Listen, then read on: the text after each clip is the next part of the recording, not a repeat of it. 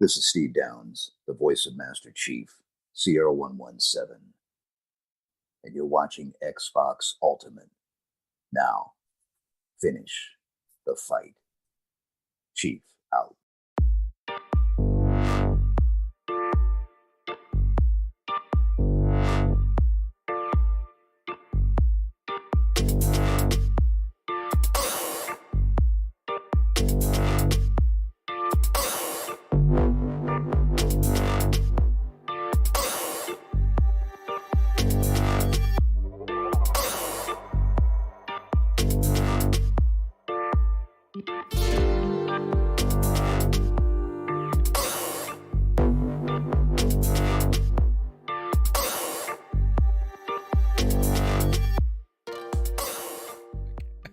Hi, everybody. What's up? This is Xbox Ultimate Podcast and episode 82, I think is what it is.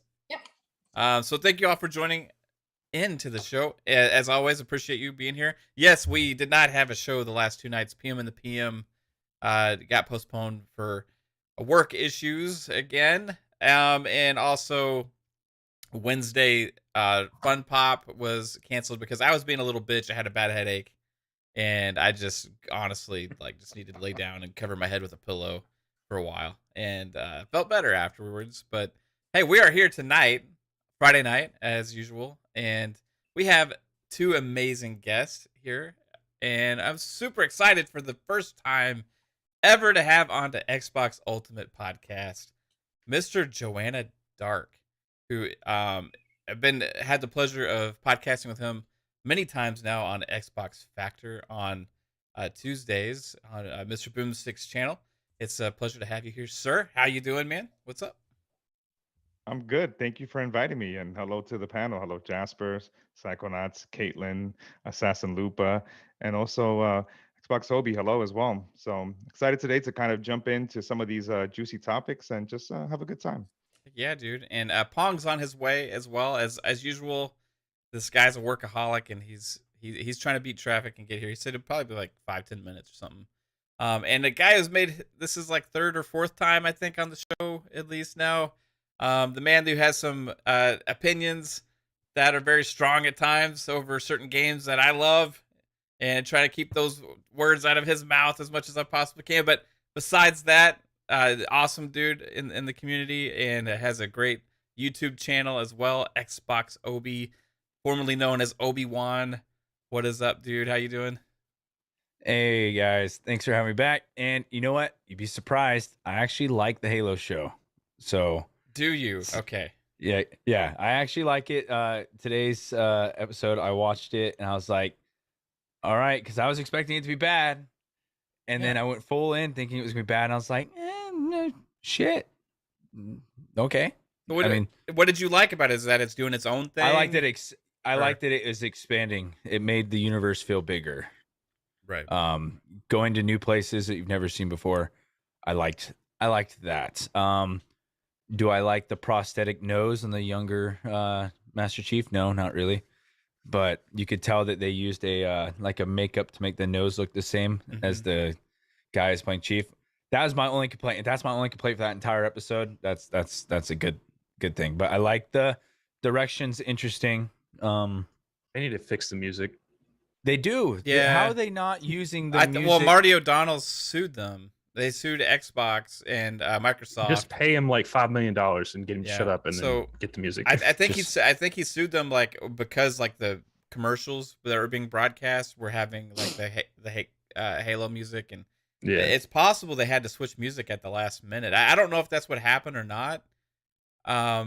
But I don't know what's going on with that lawsuit, and I think there'll be some answers. But he's trying to sue for residuals for the last 20 years, pretty much, for using music and other things besides the games, like the soundtracks and also now the TV show, right? So we'll see what comes of that. But yeah, I am missing the iconic music. Dun, dun, dun, dun. Yeah. I wouldn't be surprised if that's why. Sound effects are too loud. Yeah.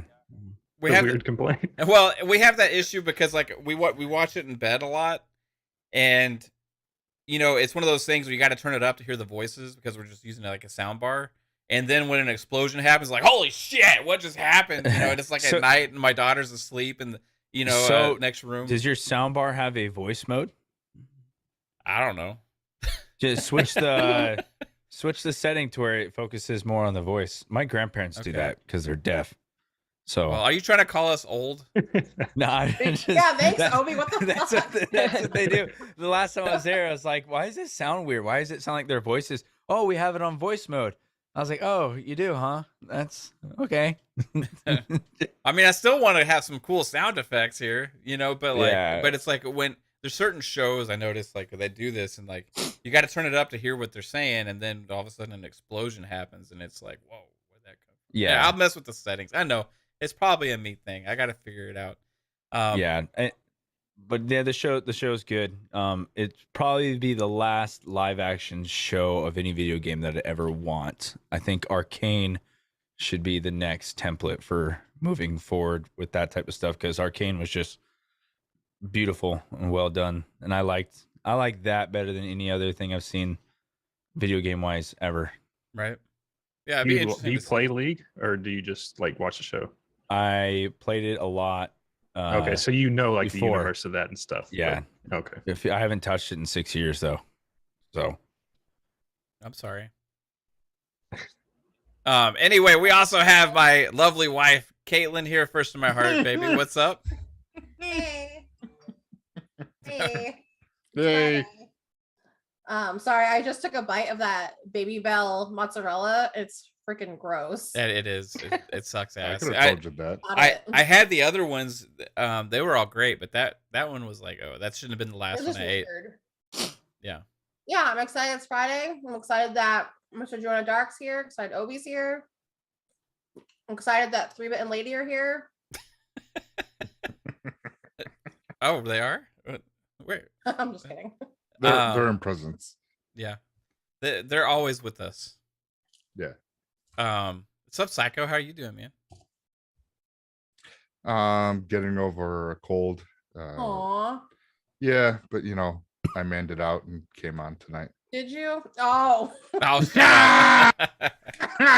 is this a fun pop reference? Psycho. I'm sorry. No, it's okay. No, I'm doing good. I was playing Weird West. Holy crap, that was fun. I don't know if you guys played it yet, but I haven't had a chance. Got an hour. I got an hour in, and I'm liking so far what I've played. Yeah. It's like I get that Diablo feel with the mechanics and everything, and it's just really cool. I like it. Nice. So, what is it? It's like a top-down Fortnite? RPG. Top-down, like isometric. Yeah. It's like a top-down. It's a top-down kind of Diablo isometric action game with of course some elements kind of like you get from like Fallout and Dishonored a little bit, get a little bit of those vibes. Yeah. Thanks for explaining it better than I possibly could. And I usually introduce Lupa second. I just accidentally messed up the order here after Caitlin. But the extraordinary AssassinLupa. If you love Julie Andrews, then you probably also love AssassinLupa because she sounds just like her. What's up, Lupa? What's up, guys? Good to be here, and that's a weird connection. See, told you. Yeah. Okay. I'll start singing The Sound of Music in a minute. If you want a spoonful of sugar with every gaming comment, come see AssassinLupa. Yeah, she'll give you a spoonful of something, but it ain't sugar. It ain't no sweetness, baby. Anyway, it's Xbox Ultimate. Let's go. I'm looking forward to the chat. Great to see Obi and Mr. Joanna Dark here. We're going to get it on. Heck yeah. And then we have the lore master, the realist, the Debbie Downer of the group, Jasper, who always keeps it real. And yeah, what's up, man? How's it going? Yeah, it's going pretty good. I'm just trying to rush through Tiny Tina's before Star Wars comes out Monday. So that's what I've been doing. Now, you don't have to rush through every game. I know you beat Elden Ring in like 8 hours, right? But you're just saying you could drag one out once in a while. you know. Well, they can, spread them out more than 1 week apart, Like, it's not my That's fault. true. Yeah. Is it the Lego one? I stepped Yeah. I stepped away from Elden Ring because I'm playing Ghostwire Tokyo and I'm hooked on. I'm almost done with Ghostwire Tokyo. Oh yeah. It's been liking a it? really good game. Yeah, it's so Ghostwire Tokyo, the best way to kind of put it, it takes elements of Dying Light with that open world where you can kind of traverse, not necessarily parkour, but it also has elements of Fatal Frame. If anyone here has ever played the Fatal Frame games, Ooh. where you have like a meter all of a sudden and you're trying to see where these ghosts all of a sudden pop out of nowhere. And it has Nice. like this really, you can see elements of the evil within, and Shinji Mikami with the whole psychological horror. It's pretty interesting. I love the fact that I'm playing as someone that is like Doctor Strange with all the hand movements. But Yeah, it's like- overall, it's been the story's been pretty good, and I actually played the free prequel they gave you, Mhm. and it ties it very well with a lot of it has a lot of Japanese kind of like urban legend and folklore when it comes to like some of the monsters. So even though you may see in the trailers like, oh well, this character like the headless characters look the same, they actually each stem from a different type of like ghost, kind of like the Grudge, right? So one of them is based off the fact that they were bullied for so many years, and that's why they're looked a certain way. So far really good. Something very different from the team, but I definitely am enjoying it. Yeah, that's cool, man. It's just another one of those acquisitions that it seems like they're going to pay off quite a bit for Team Microsoft. Hey, shout out to the chat. See Back from Dead, Crazy Louie. We weren't talking about Crazy Louie at all before we started the show today. No, we weren't doing that. Sith Lord, what's up? Masshole, Tony Grasso, What'd you call me? Grasshole. Speaking of that, Masshole. Yeah. Don't start, Mike. Yeah, Vic the Click. no. Tryhard Fan, Micah Ford. Yeah, it's awesome names here. What just happened? Yeah, shout out to all you guys. Thank you for tuning in. Hey, What happened? so what do you mean what happened? I don't know. You just said what just Oh, happened. that's his name. Yeah. What just Oh. happened? Oh, okay. Yeah, that Hi, was. Mom. Oh God. Hey, Hi, babe. Mom. Hey, Susie. Hey, Susie. Hey, babe. Hi, Caitlin. I Hey, was- babe. I'm sorry. Oh my God, Kayla! You called your mom babe. Oh, sorry. I didn't want to. Hey, Susie. How are you, Susie? All right. So, guys, we had some news this week. We had some news about PlayStation. What the hell is going on right now? Are you okay, Psycho? It's Friday, dog. Okay. You guys Um, are just awesome. I see your Dave Matthews Band shirt, rocking that as usual. Yeah. Now we had a PlayStation Plus premium variant was announced, and they'll call it the variant. It was sorry, I got distracted because we have. Very. Huh? Hey, Pong. Hey, Daddy's home. Yeah, That's just this- like a perfect word for it. A variant. It's It a just doesn't- variant. You're gonna be recalled from the timeline. You don't belong here. yeah, it's a variant. Get us in order. All right, let me restructure. Okay, the most structured person on this show has just arrived. What's up, Mr. Pong Soul? How are you doing? Okay. Good evening, fam. Okay. Good evening. Good evening, Mr. Yes. Joanna Dark. Good evening, Obi. Great to see you both here. Thank you so much for joining us. But number one, okay, I want to be known as Genghis Pong from here on out due to my strategy in Crusader Kings 3 and my future goals. I have already reunified Ireland and created the nation. The island is back, okay, in Ireland. All right. So Genghis Pong is here, number one. Yeah. Number two, chat. Fantastic to see all of you. And obviously, I'm here. And Mav's little April Fool's joke today that he thought was so cute and so funny is obviously not true. Okay. So I have not retired from podcasting, and I am here.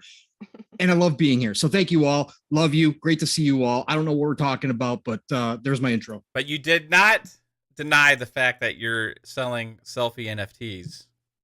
Oh, yeah, that's completely I bought one that's today. completely I bought one false. No, no, Unless no, you no, want to no, no. DM me, unless I'm you want to di- DM me, It's I'll send you happening my right now. Cash App and I'll send you an NFT. I'll send you a link. I'll give you a nice selfie and you can send me money. Okay. So that's All right. fine. It's Is happening that- right now. Isn't Not that on your just, Nelly. isn't that how OnlyFans works? Is that? Yes. Yes. Yes. But You we don't selling your talk about body that. for money, Pong? No, I'm selling a selfie as an NFT for money. It's totally different. Okay. You think? Okay. Yeah. Can I get one of Genghis Khan? Hey, We just Pong, lost check Jasper. your DMs. Yeah, I just saw your DM. Feet are off the table. Okay. Feet are off the table. Now, how much for feet on the table? No, there's not enough money in the world. Okay. okay. What about just a toenail? Just No. something. Okay. Yes. Yes. A toenail. Yes. Because I'll clip one and I'll send you a picture of the clipped one. Ah, Oh my need it for Rest tooth. like talons. Need a toothpick. Talons. I'll even leave it yellowed for you. Don't worry about it. Oh my Be good. Because I know that's what you like. It'd be a good. Sounds like a good toothpick. Oh. How do you know what I do with them? God damn. Mom, Nothing's don't private. ask if Pong will be Don't wearing- nobody looking like Pong's like dresser or nightstand drawer is probably full of like yellow toenails. Whoa, Susie. Wait a minute. Hello. Wait a minute. Pong, what do you wear? What kind of shoes you wear for work? I mean, I only work with boots. Oh no, no, I do slip-ons only. So I'm a comfortable guy. No socks, slip-ons. That's what I do, even during the winter. Yeah. Oh God, how did I Oh, know no looking at you socks. that was the case? Nope. No socks. I hate socks. Hate socks. That's Socks so, are only when I dress up. That's it. so gross. Yeah. It's No. so gross. No, Yeah. it's not. Anybody Toe- wearing socks is gross. Toe Period. goo all in your shoes. Well, Oh, Jasper no. used to wear socks a lot. That's but only he, for he used them unclean- all up for something else. That's for unclean people, Lupa. Don't tell me you're like crazy. You like to have 8 showers a day. No, I'm not on crazy's level either. I don't like to be wet that often. Come on. Oh my Crazy god. looks All-time Where bomb. we, That's a silly statement. we have an employee of Microsoft on the show right now. We Come on, do. guys. Yes. Please again. We can't talk about how often we like to be wet. Yeah, what just happened? If it didn't come directly from me, then yes, you did buy a fake NFT of me. That's absolutely I'm correct. still waiting for that picture. Yeah, well, it's gonna I take may a or while. may I'm on not- a show right now. I may or Awesome, may you're not a have big sold business. a few fake Pong NFTs. Oh, so it's you. Okay, Yeah. all right, man. There you one go. got- We'll be I got- contacting I you got shortly. scammed. I got scammed. He got scammed. Yeah, that There's was Pong's Hollywood lookalike. that was Pong's cousin Thong. I'm sorry. Pong's cousin Thong. Uh, great time to stop in, Jesse. What's going on? Jigga J, how's it going? Yeah. What's up, Lemon? How's it going, dude? I see you there, bro. So what was the topic? Yeah, variant? the variant. I don't know. Is this Yeah, that we game don't know. pandemic that we're Something talking like about? a variant or a variant of Yeah, something there's a different. variant of PlayStation feet. Plus that was just Pong announced. Soul. The freakers. Yeah. Well, so what they're doing is they basically chopped up PS Now and they've now put it into 2 different sections of PS Plus. So there's no longer just PS Now and then PS Plus. Now there's PS Plus Essential, which is basically PS Plus. And then there's PS Plus Extra, which has half of PS Now in it. And then there's PS Plus Premium, which has PS Now in it, plus some gate-kept back compat as well for PS1, PS2, and streaming-only PS3 games, which also was already part of PS Now, from what I believe. They took out and changed and So, yeah, they're offering the top tier service at $17.99 a month, and at a huge whopping $96 per year discount, offering it for $120 a year. So this is kind of took the internet by storm a little bit with Twitter and everybody kind of looking like, is this really like even a step, or is this just a reshuffle? And the back compat is kind of strange with how they did it behind the top tier again. wait, I'm sorry to interrupt all this fantastic talk, but Susie, before you go, okay, just remove your socks. Everything's fine after that. I didn't see your comment until now, but it's very easy. You just pull them off and everything's great again. Okay. And yes, I will have pants on unless you send extra. Okay. Extra money for no pants. Okay. just to let you know. God. she just sent me a text message. How much extra? Is this conversation really happening? Oh, No, I no, guess it's so. not. No. Caitlin's mom started it. It's not my Yeah. fault. Hey, Is- Mav. Is that why I have to Why call did you you- daddy now? I don't. Do you take Pong Bucks? Is that the new crypto, Pong Bucks? Pong bucks, yeah, it's the new crypto. Pong They're bucks? trading it. Crypto. In, Pong Bucks. they're trading it on Coinbase. Bucks. What was that? Sorry, Lupa? Chad. I'm interrupting all the good game talk with my stupidity. Just keep going. No, it's fine. It just goes to This is show you gold. that Well, This is fucking gold. it just the- shows you that anything is better to talk about than this PlayStation. exactly. I mean, Yeah. it's not like we were talking about It's true. anything great. Hey, Mav. Um, Premium. Why did they call Sir, it I want to bloody play premium and demos. not I want to pay for platinum? demos, sir. Oh, I forgot about the Yeah. demo aspect. Well, why are they Yeah, calling it don't premium? forget I don't that. know why they're Yeah, calling it it's a premium. stupid Because you're name. paying They could have called premium it, Boku bucks. no, Yeah. it could have been Yeah. platinum, silver, and bronze, couldn't it? To tie in with their Yeah, but it's trophies. marketing. Yeah. I don't know. I think Pathetic. I think I they're do have not a question though. gonna It's sell too much. Of it. trash. So what's the difference between paying for EA, is it EA Plus, to EA do Play. a 10 EA Play to do a 10-hour game trial, and then what they're trying to make you pay for? Well, What's for the one difference thing, there? EA Play is cheap as hell if you get it outright by yourself, or it's just included in Game Pass Ultimate. So But I'm if it, not as paying its own standalone thing, for right? demos. yeah, Its own standalone thing. You only got like 10 games for it for $4.99, right? I think is what well, it it's, was. you get the entire EA Vault, as well as the new games. You get trials of those, and then like 6 Okay. months to a year after the Ghost games are out, you get those games. So there. is this? Do you think that that's what they're trying to mimic? Is what EA Play was they're doing? And they're kind of adding They're that. taking elements. Yeah, it's an elements element. from They're that. doing the EA Play thing and adding it on top of their existing service and charging more than anybody thinks is feasible because the thing is it's a hard pill to swallow for a lot of people to pay $120 up front for something, right? yeah. Yeah. Right, and which is what it's really worth, $120 a year, right? It's worth $9.99 Especially a in month this for day me. and age, the way things are at the moment in the world, it's ridiculous. But they're charging $17.99 a month for this thing, and I just don't Mhm. foresee them really competing or trying to getting a huge base that's going to subscribe to this for the sole purpose of playing old games. Right? Well, isn't their current people that are subscribed to, is it PlayStation Plus, are going to convert over to that? So it's going to just the inflate that PlayStation number? Plus Yeah. Essential, which is the same thing, which is like, for me, it's a weird tactic because if you're just, there's only like 3 million PS Now users, right? Okay. And so if you convert those people into their top tier, which is $17.99 a month, maybe they're actually saving some money, right? Going from $20 a month potentially down to $17.99 a month. I don't know how much they were charging for PS Now right now before this. but It's 60 for the year because I paid it Okay. last year because I only So- play Metal Gear. how much is it monthly? Is it $9.99 a month?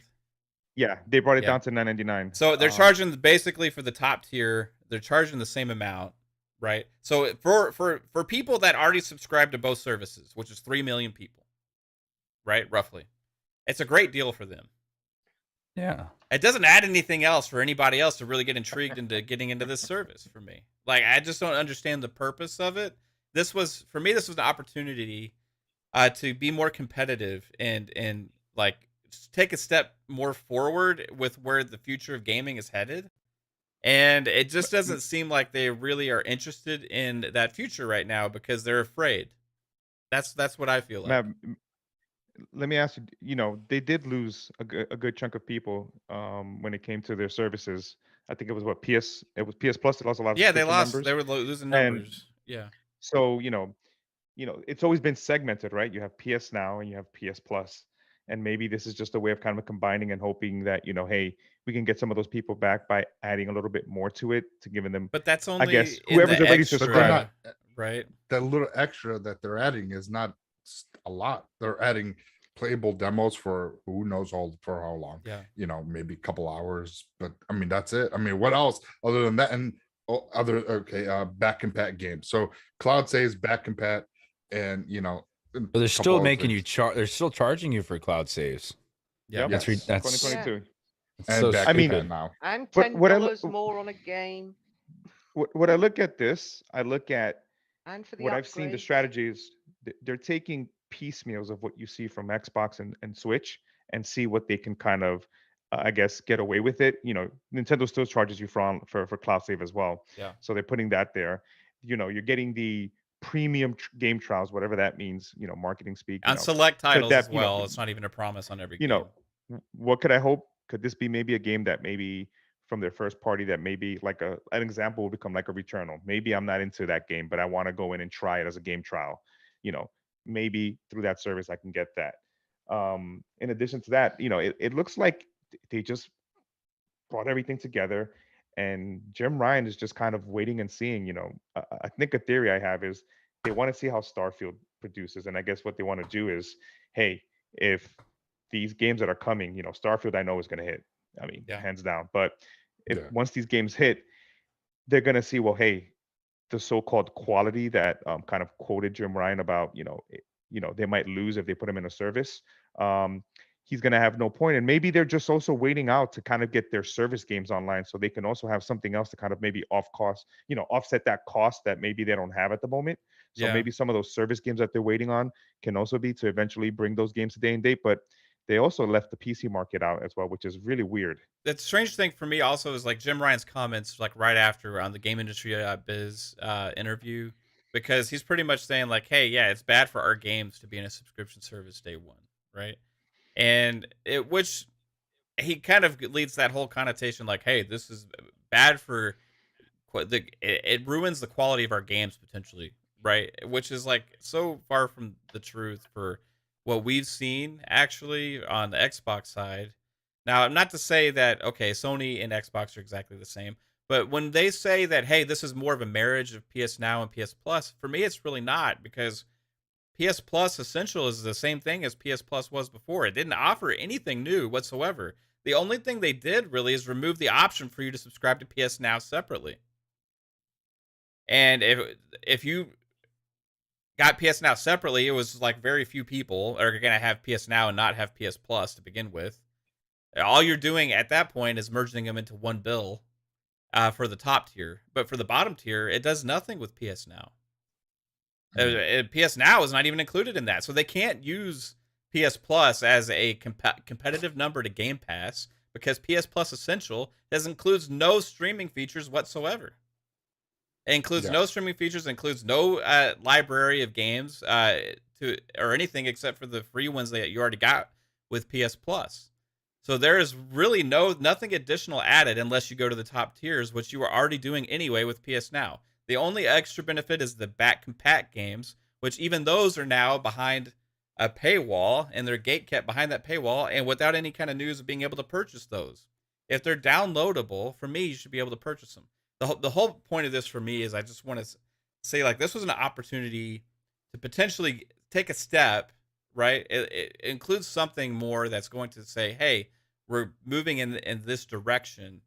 Instead of, for me, it's a status quo reshuffle, and it's going to be what it is. And I think over time, the value proposition on Xbox is just going to far outweigh anything on PlayStation, and that's going to be damaging to PlayStation. I don't want that. I want PlayStation to be strong.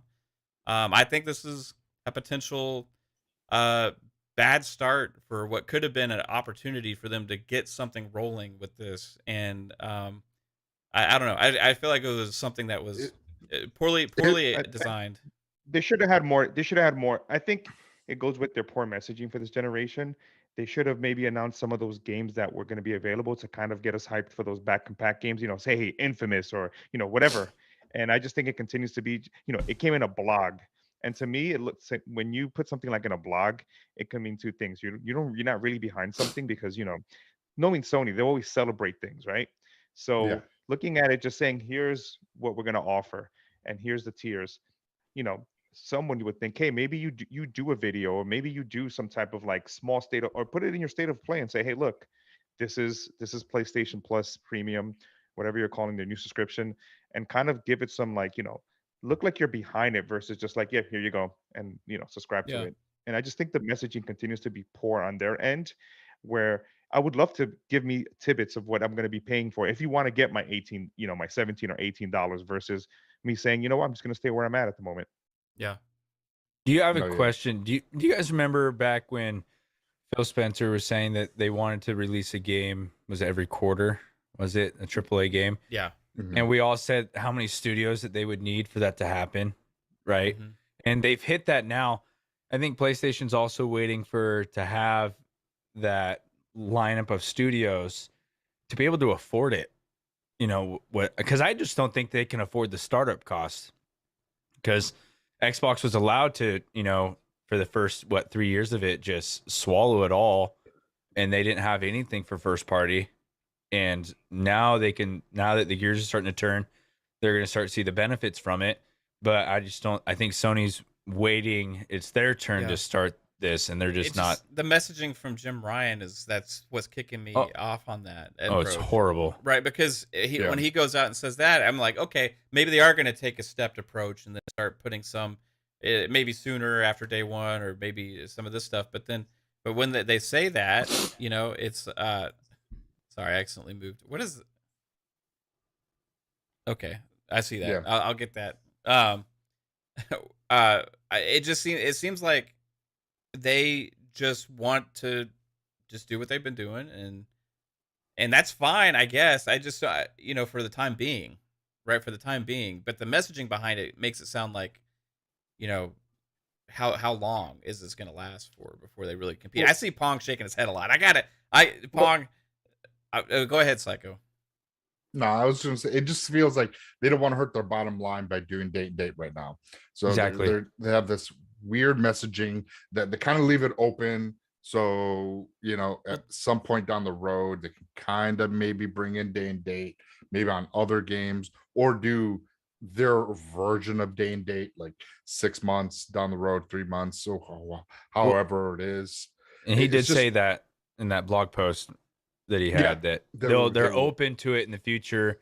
Like they said, we never thought we'd be on putting our games on PC, and here we are today putting Horizon on it. So he left the door cracked. So that's why I think it's inevitable. It's going to happen. But yeah, the messaging on the forefront, which because everybody sees that, like what Matt's saying, everybody sees that original message that they pushed out. Everybody sees that, and that's conflicting as hell. And then only the people of Twitter or us go and dig deep and find the blog posts and interviews to kind of, you know, surf through all that. But that stuff should be up front, and that's something that they've always been like that, where they're always hiding things, right? Yeah. I It's like gotta, smoke and mirrors. I gotta know Pong's thoughts on this. I was really looking forward to our show yesterday, Pong, because like I wanted to have this deep dive on this, but like work got in the way and stuff. It is what it is. But like I haven't had a chance to discuss this with you at all this week, and it's been kind of a big news, right? So I have no idea where you stand on it. I'm really curious.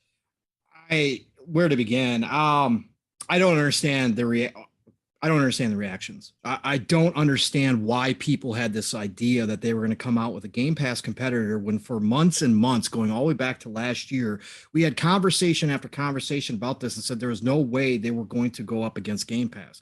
They could not match 1-for-1 with Xbox. And we also talked about how they would start slow, that this was going to be another slow transition because this is what Sony does. Sony does not jump into the deep end on anything that they have no experience in whatsoever, right? We've seen this with them finally getting some games over to PC, right? That's been a slow transition. We expected them to even speed that up with some of the acquisitions they made. They still have yet to show that they're going to speed up that process and get those games over there sooner rather than later, but we assume eventually that's going to happen.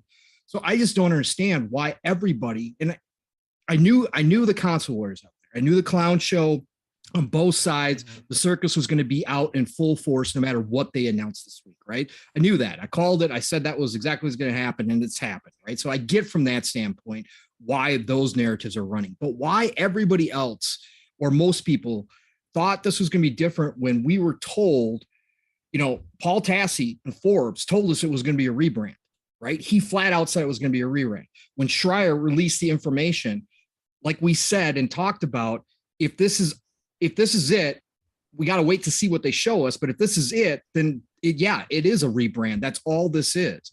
Well, guess what? That's what they came out with. I understand the pricing points when compared to Game Pass. it looks terrible, but they don't care about that. They never have cared about that. They care about their loyal fan base and getting them converted over first. That's number one. I just don't get the reaction to this. Like all of a sudden we were expecting them to come out with this a fantastic Game Pass or even somewhat of a Game Pass competitor. This is going to be a slow evolving process for Sony. And that's where I'm at with it. Number two, we have until June. They said June, right? So we have until June. There's going to be a lot more information coming out. They just gave us the initial part of this. They've already announced that Returnal is going to be a part of this, right? So we've seen a 14-month-old game. 14 months. Right? Yeah. But for Sony, right? That is where they're starting. Something? Yeah, go ahead. You said something that kind of, in the sense of people having these expectations, for their loyal fans. But to me, did the service look more like a service that maybe wants to entice people that are on the PS4 to maybe go to the PS5, or maybe also bring new people to the ecosystem versus knowing the hardcore are going to be there? No, this is not about bringing new people to the system. This is not about that. This otherwise they would have done more than this. People at all. It's about the fans that they want to convert over and get used to paying these prices. But what I was going to say is that they said that Returnal is going to drop in there. So again, yeah, sure, 14 months, right? But it's still a first party game dropping in there. Okay, at the end of the day. So there could be others on the way. I think we're going to hear more between now and June. And they talked nothing about third-party deals. And that's where I think they're really going to make the push. I think we're going to see third-party deals. We saw it with Samurai Warrior 3, right? Yeah. They're starting to look in that direction. I think we're going to see some deals cut, especially with the Square Enixes of the world, those really close partners, and they're going to have some bigger third parties available also in this service to start out with.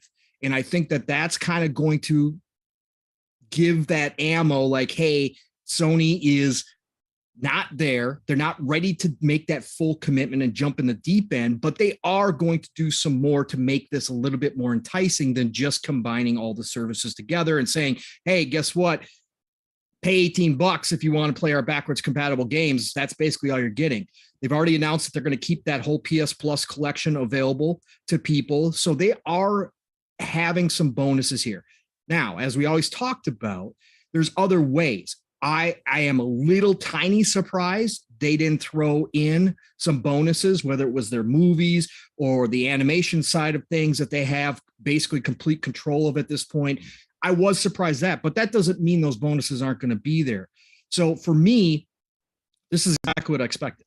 And again, I am shocked by the people who've been talking about this in a reasonable manner over the past year, that so many people are like, well, this is just what we should have had we should have had a Game Pass competitor and all this kind of stuff. Look, I know we'd all love that, right? I'm not saying I wouldn't love to see that happen on PlayStation. I absolutely would. But for Sony, this is status quo. This is how they do things. Again, Jim Ryan has to answer to the Sony board. The Sony board is made up of older businessmen, much of them Eastern side of things, who again do things slowly.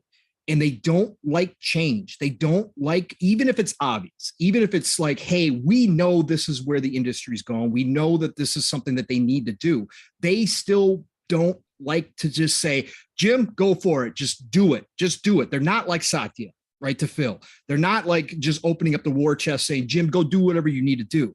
They're already extending themselves beyond what they normally would do with all these acquisitions, because that's been slapping them in the face, right? That's been like, hey, Microsoft is out here buying up studios and publishers left and right. We need content. We can't not do something. So they're going out and buying more studios than they ever have, like in a short amount of time before. And so I think they're already kind of outside their comfort zone. We see them going and buying Bungie because they're outside their comfort zone, knowing that they're going to have to create games as a service. And the other thing about this is that all the people out there only got that one, most people only got that one paragraph from Jim. But like you guys just brought up, that next paragraph right after that, Jim's telling you he understands. He's just not going to slam his fan base out the gate because he's not allowed right now to go do what he knows probably needs to be done at the end. We heard Phil come out and say he expects Sony to do day and date, right? So Jim probably knows that just as well. But that's why in that next paragraph, he starts prepping that fan base like, hey, this isn't like I'm not saying never here. Okay. I'm not saying never. But well, guess can't what? Say that while also saying that could be damaging for their first party lineup. But he can because he's giving the company line out the gate as to why there's no day and date, right? Even again, Jim's a numbers guy. Yes, they don't have the infrastructure map to put every single day and date game first party. I agree, right? And I didn't expect that, right? But he did say last year that they were working on their answer to Game Pass, right? Correct. That was just get all the fans and there's people just to say that we're working on a service. Exactly. Right? It doesn't have to be a straight competitor right now, okay? But when you're announcing this reshuffle, whatever it is, whatever we want to call it, there's an opportunity to find a way to give more value to people, right? Yeah. To help get people excited about. It doesn't even have to be day and date games. That's one thing I'm looking for because that is a huge value proposition that I think over time they would potentially went out with that regard, right? But they're afraid to do so right now. If they were to do that, you know how many subscribers they would get? They would be going crazy. However, if they don't do that, that's fine. They're afraid to dip their toes into it. Not that they can or can't. We don't know, right? But however, I understand it's much more of a challenge for them to take that lunge, right? To take that plunge into there. Much more than Microsoft, right? However, there is just something missing from this whole package that was that extra value thing, right? It's that extra value thing of like, here, look, this is for you. This is for the fans. Other than what they put out there a list of like 5 games in this announcement. Some of them they've already given away to us at PS Plus.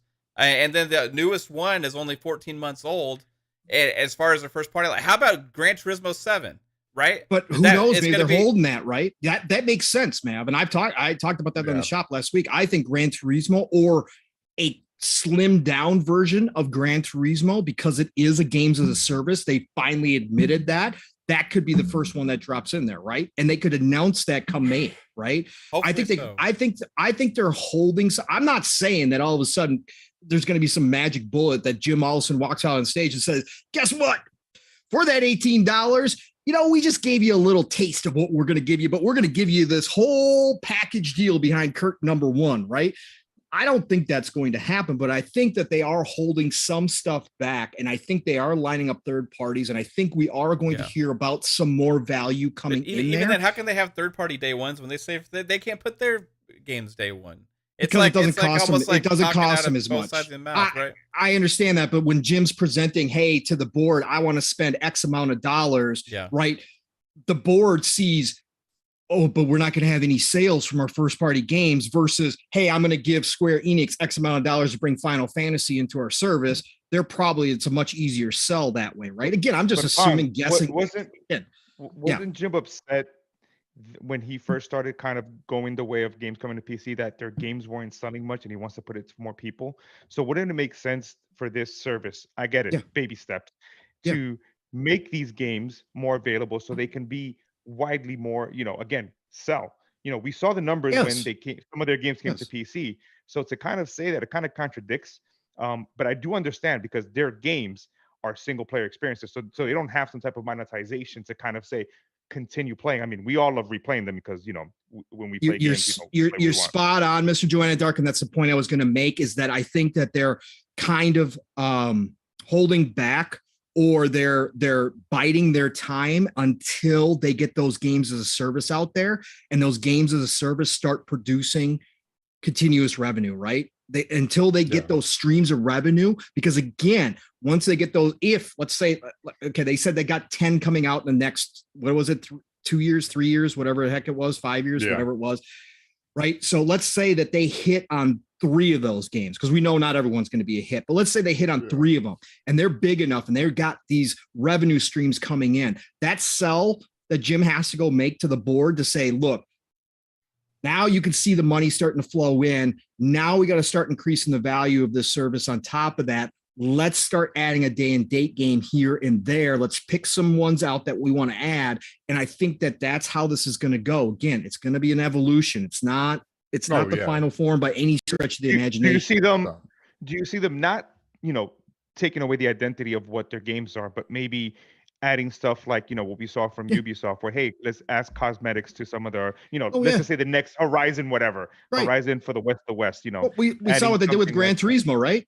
So when you see that, absolutely, Mr. Joanna Dark, The Last of Us, right? Or when they do the remake of The Last of Us and then they give you factions on top of it, factions is going to be monetized to all get out, right? That's an obvious play here. But yes, I can definitely see them preparing for that inevitability when they do have to start putting their games in the service. They're going to set their games up in order to make money continuously. Do you think they add PSVR 2 going forward, or maybe some of those games, maybe some of those premium trials are part of that service where, hey, the trials could you could see that. Yeah, you could definitely see that. And it depends whether or not PSVR 1 games are backwards compatible with PSVR 2 as well, right? Because if they start pushing PSVR 2 out the door and they have it backwards compatible, then for all the people that invest in that ecosystem, it would be a benefit for them to join this service if the PSVR 1 games are available, so they don't have to go buy them. And they can just, for those early adopters of PSVR 2 who maybe never owned a PSVR 1, that would be a bonus as well, right? So there's different things it can do. Now, I do have some criticisms, however, and there are some criticisms that are very valid that I've heard. PS3 games, you got to be kidding me, Sony. You have got to be kidding me. In 2022, when you got emulators all over the place emulating PS3 games, you're going to sit here and still fall back. And they didn't even come out and say it, but that's essentially what you're doing by not including it. You're going to fall back on your old excuse that it's just too hard to do. Give me a break. People outside of your company have figured out how to emulate PS3 games, and you're not doing that internally. Now that is a problem. That means you don't respect what you did in the PS3 era, which was your choice to go create that cell processor, and you're treating your customers who invested in that system, right? You're treating them like garbage because that system caused so many issues, and you're not going to go back and revisit that and make it better by offering PS3 games, even though you're making people pay for the backward stuff. You're still not even give them an opportunity to go back to the PS3 era, enjoy some of those games because you're too stubborn. Give me a break, Sony. It's 2022. Wake up. Number 2, Vita games. You're going to tell me you're going to offer PSP games, but you're not going to offer Vita games? What is with this? The Vita that you stopped supporting, the Vita, which was one of the greatest handheld systems ever created, but because it didn't sell to your expectations, you buried it and left it to die, just like PSTV. Instead of reinvesting in that system could still be going strong today. Some of the best games are on that system, and you're not going to get that emulated onto your backwards compatibility. Those two things right there are inexcusable in 2022. I mean, you should be able to purchase the games in the library, and they should be able to play them on any PlayStation device, and they should carry forward on any PlayStation device you buy in the future. Yes, absolutely. You know what upsets me is they're like what I say with Nintendo, right? They're sitting on this like treasure chest of just like amazing IPs, and instead of celebrating it, because I'm sorry, celebrating in the sense of like, this is, I will give my credit card, right? Just like I give Nintendo my credit card. It's crazy that they don't celebrate their history, and that can be a pillar of that's what I mean, their service, of saying, look at the history that we have inside this service that we're going to be giving you, and also allowing people. I'm pretty sure they have some old PS3s just hanging there that they can just rip out the software and just put it right there and just emulate. I mean, you would certainly think so. You would certainly think so. Yeah. It's awful, Mr. Joanna Dark, and that I do believe that attitude comes from Jim Ryan, because I believe he was honest when he had that interview and he said, who wants to play those old games anyway? And I think that him not being a gamer and not understanding that fact, even if Herman Hulse can come and grab him, and say, hey, Jim, there's a lot of people who like old games out there. That hesitation is there because the head of your company does not believe in that side of things. The opposite is obviously what we see on Xbox side, where Phil completely believes in it, not only for Xbox, but across the entire industry, because he, as a gamer, understands how important it is. But I think that part of it does come from Jim. And I think that's part of this no PS3 stuff and no Vita stuff, is because Jim's like, not too much time, too much money. But Jim, we can do it. It's actually kind of easy in 2022. Other people have done it. Yeah. We're just not going to waste our time on that. Right. Yeah. And so that, I think, is Jim's fault right there. So and let me get to this. Let me get to the super chat real quick from KY Bob for $10. Yes, Thank you, sir. KY Bob. He says Microsoft is in a position to blast the industry right now. Game Pass Ultimate only $14.99 a month. PS Plus Premium $18.99 a month. I think it's $17.99 a month. $17.99. Make Xbox Live free now. Mic drop. Yeah. The time is now. Break the industry. If they did that, we talked about that a little bit the other day. Like if they did do that, it would be the perfect timing. For them to make that announcement. And also, I think the timing of the family plan leak or article that somehow Windows Central got that information like the day after, that PS Plus Premium thing was announced is also not a coincidence. But for me right now, as far as the PS Plus thing, it's still not essential, right? The PS Plus is just because you have to pay for that to get multiplayer games on your system. However, anything beyond that is not essential. Whereas on Xbox, they have created almost an essential service just from the pure fact that it saves you money, right? Right. Like if you play a lot of games, Game Pass saves you money. It's a worthwhile investment for all of those different reasons. And for me, this is like just another add-on that you can choose to go with or not, whether you want to or not. And that aspect alone is going to keep them from being able to grow that service like they want to, I believe. And we'll see. And they're playing, and Sony's playing chicken right now. They're betting on their hardcore fan base. They're betting on the lead that they built last generation, even though they've seen a difference this generation, from Xbox, but they're betting on that. They're playing chicken right now about how long they can hold on to the old ways before they really have to change their model, right? That's exactly what they're doing.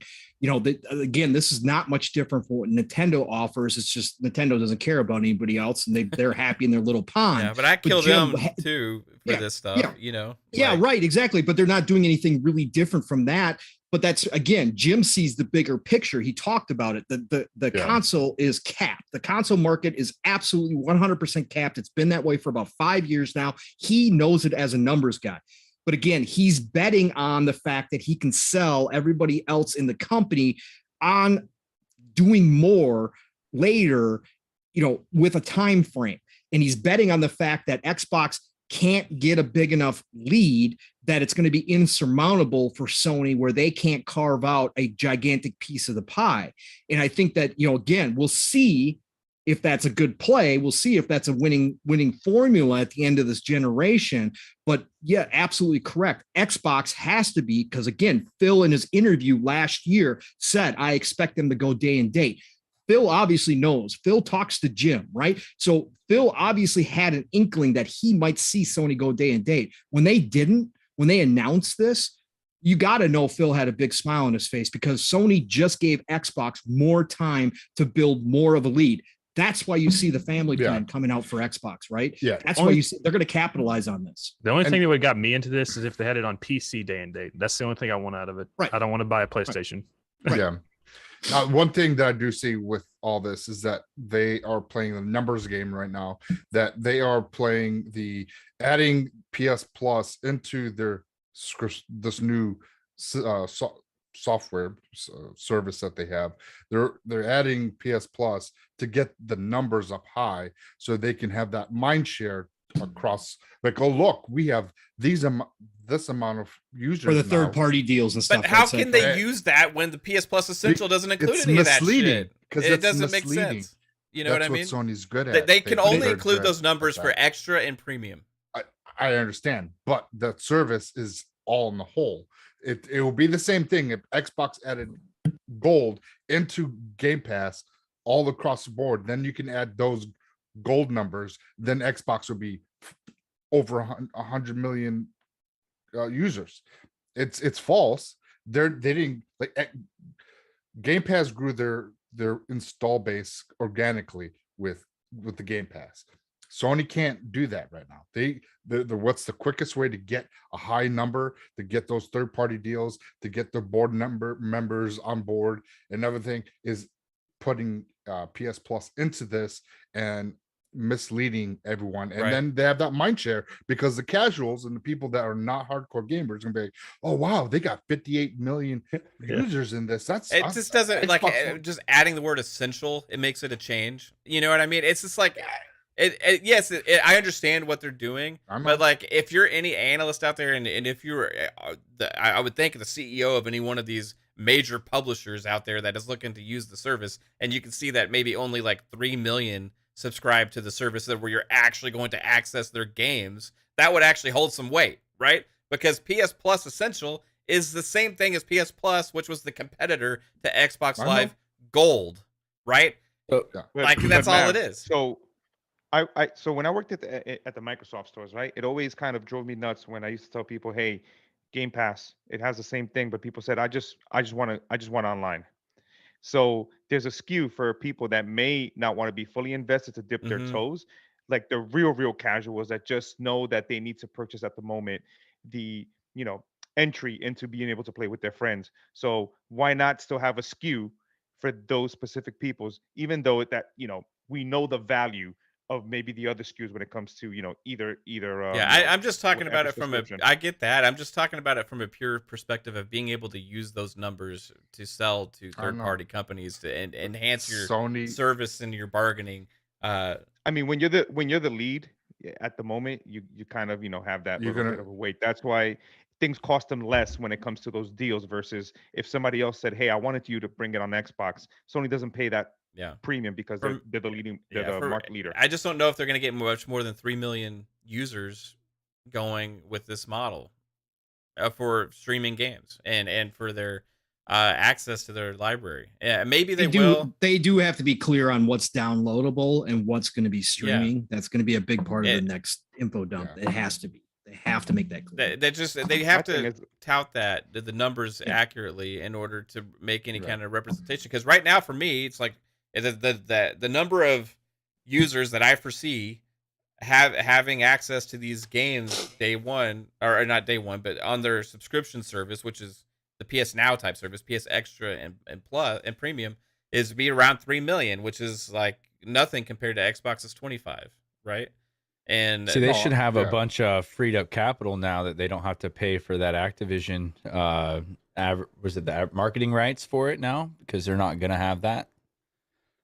Oh yeah, I mean they should have, but they may be looking at a loss of revenue potentially as well, right? From that, from the game that being associated with Xbox, even if it's multiplat. I think that they're looking at that. That was a big deal for them, and that's why you saw like they'll make a comment right afterwards, right after that deal came out, and they were like, "We expect this game to still be on PlayStation." Right, and then they were on the phone with Phil saying, "Pretty please." Yeah, I'm curious of Lupa's thoughts though too. Like, where do you see that? Do you see this ever being able to be a competitor to Game Pass with what they started with here, or do you think this is going to be too slow going? I was just waiting for you blokes to stop your dick waving. You gotta wait a long time with us. Yeah, I know. I just think that from my perspective, I was looking to get a PS5, and I was looking for a good entry subscription service where I could play the games I wanted to play, the older games and the newer games, and I didn't get it, so I was disappointed. But I didn't have expectations of day and date and all of that because it's PlayStation. But I just think that it was always going to be compared to Game Pass. It had to be. It was the way it's always going to be, and it didn't match up to Game Pass in any way. I mean, I just think all of the things they expect you, like the streaming thing, and then you've got the extra $10 a game, and then you got the back comp being locked behind a paywall and all of these things is just devastating to PlayStation. And do you think the And pricing I wanted, has like you, Mav, the competition. Yeah, do you think the pricing has a negative effect on it as well? Because like if they had charged like a reasonable amount for what they're offering, I don't know if there'd be as much of a backlash. Yeah, it's You the know. underhandedness of it I don't like. And they've lost me as a PS player now, for now. We'll see what Oh, wow. happens in the future. Please come because back. I'm not prepared to It's I'm not expensive. prepared to pay that kind of money for what I'm going to get, which is like they're basically limiting you to a corridor and saying this is what you're going to get for the money when it's not what I want for the money. So why haven't they got an entry, like Joanna Dart said, for the people that don't want to pay for all of that? I wanted to be able to pay for a couple of months my subscription and play the games I wanted to play. And it seems like, and then you've got all the cloud issues where if you don't play for so many months, you lose everything. Yeah. It's like, that's not changing. So for me, it's a no. And it's not that I had major expectations, because I didn't. I just wanted a fair deal and I didn't get that. Us as humans, we all want to get a deal out of life. We all want to get something cheap or free. We get nothing with this. In fact, we get stuff. The Sony people don't think that. Yeah, that's fair enough. But they don't say anything, do they? They don't contradict. No, they're happy. No, they're praising. They're praising. Like, they're happy we'll to pay. Extra $10 for a game. Why not? Yeah, we'll pay for the upgrades. Why not? Yeah, amazing. Well, they're just, honestly, they're like a load of bloody sheep. It's like, you know, they're so invested in a company they can't see past the plastic, and that is pathetic. Also, I just don't see where it's just trash.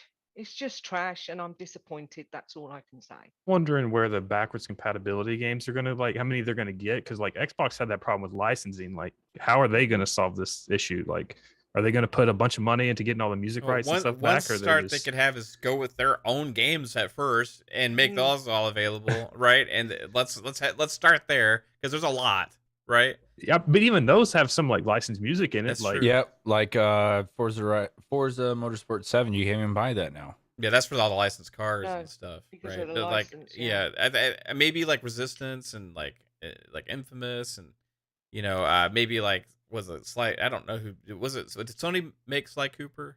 Sly Cooper, yep. Yeah, Sly Sucker Punch. Cooper. There's a lot of different franchises that they could start with, I think, and kind of make those available and then grow from there. Yeah, but they said like SOCOM. 700 day one or whatever. Like, that's including what they already offer in PS Now is like already like 400 plus. They're gonna do right? what Nintendo like, does, an SP version of the game. So it's gonna be the same game, but with like different things. For me, this like didn't. backwards. This is pretty much what they announced. Is like it's just PS Now that we already know, except they split it up into two parts. One part is in extra, and the other part is in premium. And then the added thing is they're going back to PS1 and PS2 as well. That's the added benefit. There's also going to be PS1 and PS2 games in there, and they're going to be part of that PS Now subscription. Those games will be downloadable. Some of them will be, at least. And but there's they didn't announce any option to purchase those games, even though they're downloadable. Which that's the thing that kind of like another thing. It's like, hey, if you're going and making those games downloadable, like give us an option to buy them as well. So that way, if you only have one game you're interested in, you don't have to go get that. They have that PC like cloud service, or used to. I don't know if they still do. They had a bunch of like PlayStation 1 and 2 games on there you could like stream, I think. So I'm assuming it's just going to be all those games that they already offer on that cloud streaming service, but just exactly. Yeah, 100%. Right. It's just like, I'm not saying like Pong. I get what you're saying, right? And I'm not saying they needed to be like 1-for-1 for Game Pass. I've never thought that. But for the price that they're asking, and without giving enough of anything else, it doesn't even necessarily have to be Games Day One or any kind of inkling of what's going to happen down the road with this. It seems like it's just a missed opportunity, and it seems like a price gouge of just trying to take advantage of the most diehard fans. And that's all they care about. If they can get a few million people to pay for it, they're going to get a few million people to pay for it, and they don't really care about growing that future aspect, which I think is where you were saying about, is it will they be regretful of that in the future potentially, right? For me, I think it's possibly because I think they may be getting too late of a start into that. Like they're taking a gamble also by not jumping in where they see the numbers growing, even though not necessarily at the pace that Xbox even had been hopeful for, but they're still growing at an incredible pace that the entire industry has been taking notice of. And I think more than anything else, and I've talked to people on Twitter and stuff about this where they say, we don't know the future of gaming or whatever, right? I think the future of gaming in like most industries is predicated based on technology, right? And the technology that becomes available to us that is going to drive the industries forward. And it's done the same with movies. It's done the same thing with music, and it's done the same thing with all of these things. The fact that we can stream stuff and it gets close to quality of what's native, right? You got music was first, then you had movies, and you had TV shows was next, because Netflix started as disc by mail, right? They gravitated into streaming because the technology caught up, right? And it became the service we know as today. And over time, gaming is going, whether people like to say that or not, because you can't really think about it too much, because we only see streaming games as what it is right now, which is still pretty decent. But like in the future, it's going to be even stronger. Okay. And if you're not taking these steps to get that user base, there's a chance that people are going to start gravitating over the next year or two as all these games dump day one into one service. And then you have this other service where they're dropping day 400 something, right? Over time, that value proposition is just going to continue to grow and grow and grow. And it's exponential. It's going to become more and more expensive to play on PlayStation. And it's going to get a better and better value over time to play on Xbox, right? Because your price, if you want to have enjoyable experience on Xbox, is already capped at the $14.99 a month right now. Even if they go up on it to $15.99 or $16.99, $17.99 or whatever, it's still not that expensive. Plus, you also have a $300 option for a console. So at that point, when you talk about year after year after year, you know, you got Avowed and Elder Scrolls 6, and you got all Starfield coming this year, Redfall. Think about 2023, 2024, 2025. And you start having all of those Sony's games at $70, dropping, like, it's just the value proposition is just going to grow. And as much as we see the margins already shift and the mind share already shift, that's going to happen even more dramatically. And I'm saying this as somebody that wants PlayStation to be successful. I want them to at least take a little step forward into that, like a half step, dip your toe in more, like instead of acting so scared and then releasing a statement right after you make this announcement, pretty much saying that you think this is bad for your games to be in a service like this, because that's pretty much, you're putting your foot in your mouth at that point, right? I have a solution to all this. If you want PlayStation day and date games, just go get GameFly. That's true. Does GameFly still exist? Yeah, I just looked it up. They do. Just go get GameFly. You can maybe the games. That's a great go idea. around because of PlayStation. I'll probably actually subscribe to GameFly just for PlayStation, and then they can get my money instead of PlayStation. That's how most PlayStation gamers do it, but they just want to say they buy it. Yeah, they buy it on disc and trade in. That's why the percentage is more physical on PlayStation than it is on Xbox. But that's the thing. It's crazy because you're looking at numbers with their 130 million PlayStation users, and they're selling only I think Ghost of Tsushima got 20 million finally after how many years? And same thing with God of War. So it's just like you have all those players, but yet here's what we got. Forza Horizon 5 with I think 5 million the first week. 5 million in the first week. Probably like 15 now. Yeah, and then that's part of Game Pass. So how can they sit there and say that they're going to lose revenue and lose all this stuff? Well, they were saying it's going to affect the quality of their games. Yeah, that was when the Xbox most bullshit Game of the Year last year. Right? No, it's going to affect the quality of their bottom line. That's what it is. Basically, they're saying they can't invest into the games like they do now if they put them into a service, right? Okay. Yeah, that's the whole thing that I take issue with, because that's the whole narrative that's gone feeding into that fan base with like Game Pass doesn't have quality games, they should then they need to evolve their games to an extent to monetize them at the end of the day. Not every Well, they're game has to be a starting. live service game. Yeah. The reason Forza has all those is because of the fact that it does have a an online component that people can play. But it's just maybe again slowly doing that. But yeah, more people would pay you. I mean, think about it. Do I want $60 one time, or do I want X amount of money over and over every month? I think So I'll take that's that a money. good question, right? So as a consumer, because I'm going to judge the value of what the service offers right now. Would you rather purchase 2 brand new games day one, or pay the $120 for a year of PS Plus Premium? I'd rather buy the games, Neither. but I'm not going to pay at the moment $70 either. That's the sticking point. I would I rather buy regret- 2 brand new games because I would rather have the games the day they come out. I regret buying Horizon Forbidden West just because I was enjoying it, and then Elden Ring came out of nowhere and slapped the shit out of me. Same and here. now I don't know if I can go back now. What is the curse with that game? It happened the first when was it Zero Dawn, Horizon Uh-huh. Zero Dawn. Oh Yeah, yeah, we're yeah. Zelda Breath of came. the Wild came out. With, Breath of the with Wild came out and just sucked its freaking Yeah, and this was the life out of Elden that. Ring. Mhm. and Elden Ring. It's just like It was just crazy because I never have ever been a Souls fan, and I played that, and I am in love.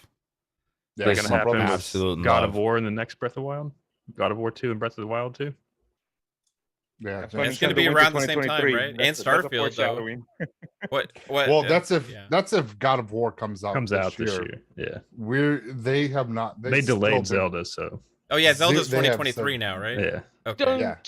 make me Summer. cry. Switch 2. or spring. Sorry, The spring. They're putting that. They've delayed that purely on the basis they need the silicon to make the new Switch. That's simple. Yeah, whatever. Because So- it will launch on with the new Switch again, because that's what made them their money last time.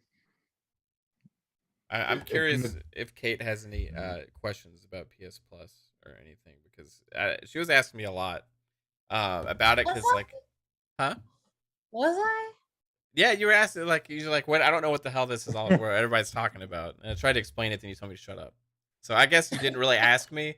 I was trying to tell you. Do you get all? Do you like understand like why Pong is like saying that, hey, it's not a big deal, right? And I'm saying like, hey, like I don't know. I'm in between a little bit because I get your point, Pong, but like also I'm like I want more as a Yeah. consumer, right? As a consumer, everybody wants more. I think Pong's just saying we all should have expected that. Why Right, are we all should have shocked expected and it out of surprised? Sony. Like, that's like, come on, I just want them to do Well, more. Like, do you want but them to do if- more, if you- babe? I don't know. But I mean, their messaging was like, we have an answer to Game Pass. Their messaging prior to this announcement was they have an answer for Game Pass. So what we expect, or what we, we're like, okay, well, if this is their answer, so Was day it and their date- answer though, or was it just people putting that on them? So Jim Ryan said Jim in an said- interview that they were working on an answer to Game Pass. Now, granted, like, is this an answer to Game Pass? No. This is no Far from way it. in shape or form an answer to Game Pass, but it is something. I don't know what it is. It's a variant. It's a rebranding. It's a rebranding of exactly. A It's a relaunch. rebranding of a failed service of PS Now that wasn't doing shit and losing subs. Same thing with PS Plus. It wasn't gaining subscribers, so they had to do something to rejuvenate it. And that's the whole thing with what Sony does. They like to say that, hey, we got some new service coming, and they do that double talk and sell you on nothing, and then it comes out and then you're like, oh, and then you're supposed to be happy because you talk back. If you talk bad about it, then you get blacklisted, and then we all know that what happens there. No one wants to get blacklisted from Sony because they want to play those bangers. Bangers. Can you get blacklisted by talking shit about some? I don't think. I Yes! hope, with streaming, now in this service, I hope that they also improve the app experience, because the app is not as great, as someone who uses it on the PC side. So I hope that they're also looking at not only, as you're charging this, hopefully that money is being reinvested into making a better user experience on the app as But well. before, Their could apps you are abysmal. before could you just subscribe to PS Now on PC and not subscribe to PS Plus? Yeah. So you- that PS option Now is is by now, itself. but now It was that only option is streaming, it wasn't removed, download. Yeah. right? But now you have to be a PS Plus member and pay Yeah, on top of that in order to stream on PC. Yep. So I wanted I don't downloads on know. PC, and we're not getting that. So Yeah, that's a Yeah, whole okay. other animal, right? That The app is so cumbersome, Yeah. and it's just at the end of the day, it tries to use like your GPU sometimes to kind of get. I was like, but still, it's not the same experience. It would be nice to have natively on the PC. So, like we talked about before, it seemed like kind of not a coincidence that Xbox maybe leaked this information or something to our friends at Windows Central, Jez Corden, Miles Dompierre, and it seemed like they were ready to say, "Hey, Game Pass is getting even better value, right? Because of the announcement of there's a family plan coming this year." That's something Kate and I have been asking for a long time because we subscribe to 3 separate Game Pass Ultimate subscriptions, right? One for me, one for my wife, one for you, baby, and one for our daughter. And people say that doesn't make sense. You Why have would you do that? another wife? No. do you do Ultimate for all 3 of them, or do you just Ultimate, yeah, like all 3, uh, yeah. But your daughter doesn't play on PC or anything, does she? No, but I don't want to pay for Xbox Live Gold. Oh, does separately. that come with the base version? No, Okay. Oh. it doesn't. So we pay for Game Pass Ultimate for all 3. And if people say, "Well, you can game share." Well, it doesn't. Game sharing doesn't work when you have more than one Xbox, right?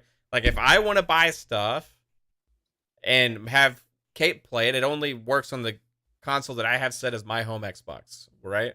And so if she plays in another room, like her office or whatever, right, or living room, then it doesn't work. I have to be signed in. So guess what? If I want to be signed in up here and she wants to play somewhere else, right? It doesn't work. Then you add on top of that a third situation.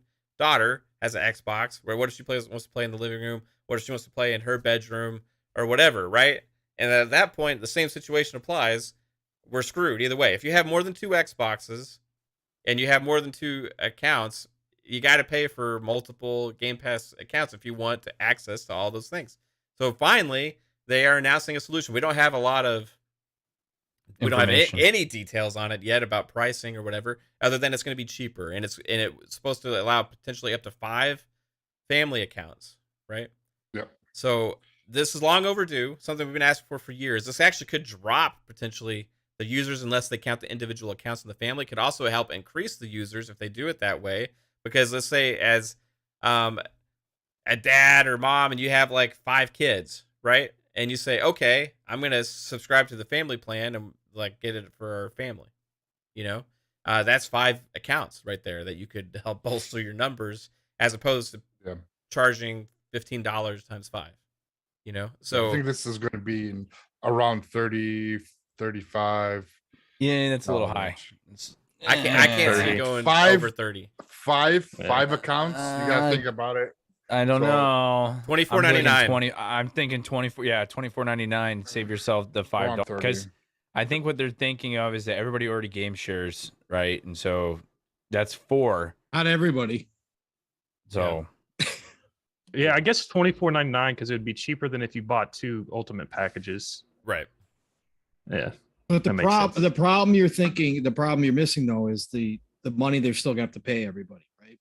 So that's the issue because they got to pay that was the hang up, right? I listened to Jez and Rand today, and that was the main hang up is how they were going to pay everybody for the engagement numbers on Game Pass and whatever the contracts stipulate, and how they were going to work all that out because they've already got family plans for Office and all that kind of stuff, right? Yeah. We know that this was coming, but they had to figure out how to work it because they got to pay out based upon a lot of things and a lot of statistics within Game Pass and how this is going to change it.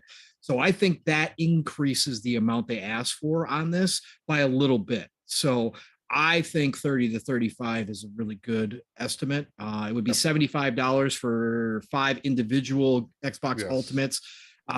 So I think that 30 to 35 would be the price point, because that's, you know, $300 and some dollars a year, because they're not limiting it to household. They're Jez is saying it's going to be within the same country. So they know exactly what's going to happen here. Right. Okay. They know We're gonna have what's our going to Xbox exactly Ultimate happen. family plan. Correct. Correct. There's going to be a I'm lot of groups of joining up. friends who do that, right? Yeah. So yeah. So they I'm know joining up that. with Tushy, Animated Evil, and Right. But Netflix is Sassy. facing that problem right now, though. Like people are sharing passwords all the time, so like they gotta avoid Correct. that.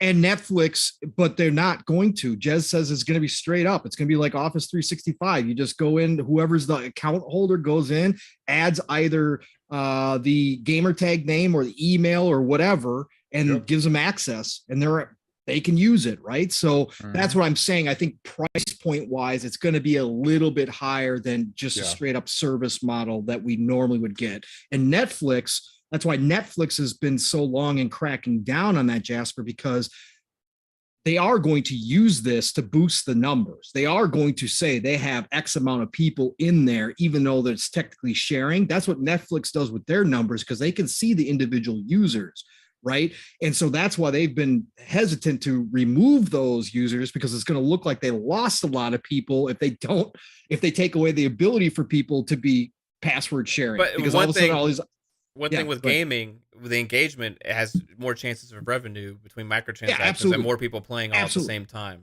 right? Absolutely. Right. But Microsoft has to pay for that engagement to all these third parties, right? And that's the big deal, right? So that was the hang up. That's why I'm just saying, in my opinion, I don't know any better. I just think, in my opinion, that 30 to 35, I think it's going to be somewhere in there, because still that would be a hell of a value for people who do go get a group of friends and share that out. I mean, that's crazy. It definitely needs to be cheaper than 3 accounts, right? I think that's for sure, right? Yes, that's for sure. Yes. Well, yeah.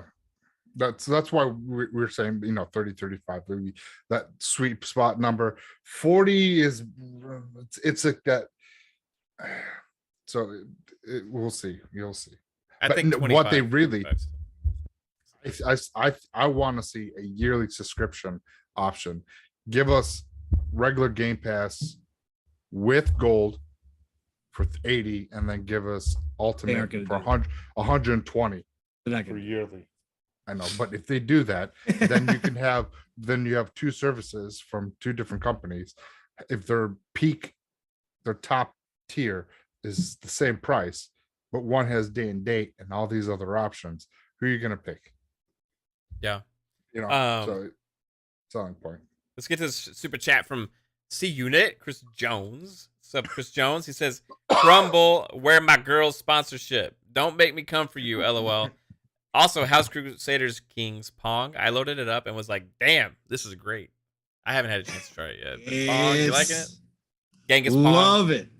Genghis Pong right here. Absolutely love it. Look, I spent over 2 hours in the tutorial. The tutorial gives you about 10 to 15% of everything that you can do. They legitimately, like, if you go anywhere and talk about Crusader Kings, like, they just basically say, go to YouTube and start watching videos. That's how complex this is. And I didn't start a brand new game. I just continued on from where the tutorial ended me, just to get a feel for this game. But I've probably already put probably 6 to 8 hours into it at least. It's a time sink. It's one of those games that you're playing and you don't realize. Maybe I'm above that. I'm probably 10 to 12 hours now. It's one of those games where you just don't realize how long you've been in that game, but there is constantly stuff happening. I've got so many stories already about just crazy things happening to me. But if you're into strategy and you're into grand strategy, this is the game for you. It's not RTS, so you don't get to, play out the battles. The battles kind of happen automatically, right? But you do get to kind of control how you build your armies and that kind of stuff. But it's more about all the other narratives that are going on. For a strategy game, this has a ton of narrative. Even if it's just kind of general narrative, there's tons of things happening where you have to make decisions with real consequences. And it is just a blast. I'm absolutely loving Crusader Kings 3. I can understand why over on the PC it got such high ratings and why so many people say this is a great game. It is. It's a fan, and they did a great job. Paradox Paradox is slowly but surely becoming my number one publisher. They're trying to make it their way. Again, I don't think anybody will beat Bethesda, but at the end of the day, publisher-wise, just somebody who puts out games and puts time into the games, man, they are doing some great things because the controller, is it as easy as like a keyboard and mouse? No, I don't think we're there. But at the same time, you can tell how much time and effort and love and care they put into making the controller work for this type of game, where there is a ton of stuff that you have to go into to figure out what's going on. They did a great job. And if the rumors are true, that they are bringing out Shadowrun series from the PC over to consoles, which we already know it's coming to Switch, but if they're going to bring it to Xbox, Paradox, bro, they're going to be a close second to my favorite publisher of all time, man. I love those guys over there. Did a great job with Crusader Kings 3, though. Hey, Pong, Do you play it on PC, Pong? What? Crusader 3. No, because I don't have a PC that can run it, but I've watched tons of videos of it. I heard people talking about it. Somebody was winding me up saying, oh, you need to play it, blah, blah, blah. And I said, no, it's not for me. I'm not into that sort of game. And I said, but Pong is. And he said, who's he? I am the king. I am the king. Nobody can touch me. And I went, hook up with Pong. He'll show you a thing or two. And we was having a night. Yeah, but has he played it on PC? Because I tried the Xbox version. It's not good. And I said, well, discuss it with Pong. I don't give a damn. No. So it's great. Games because he wants to.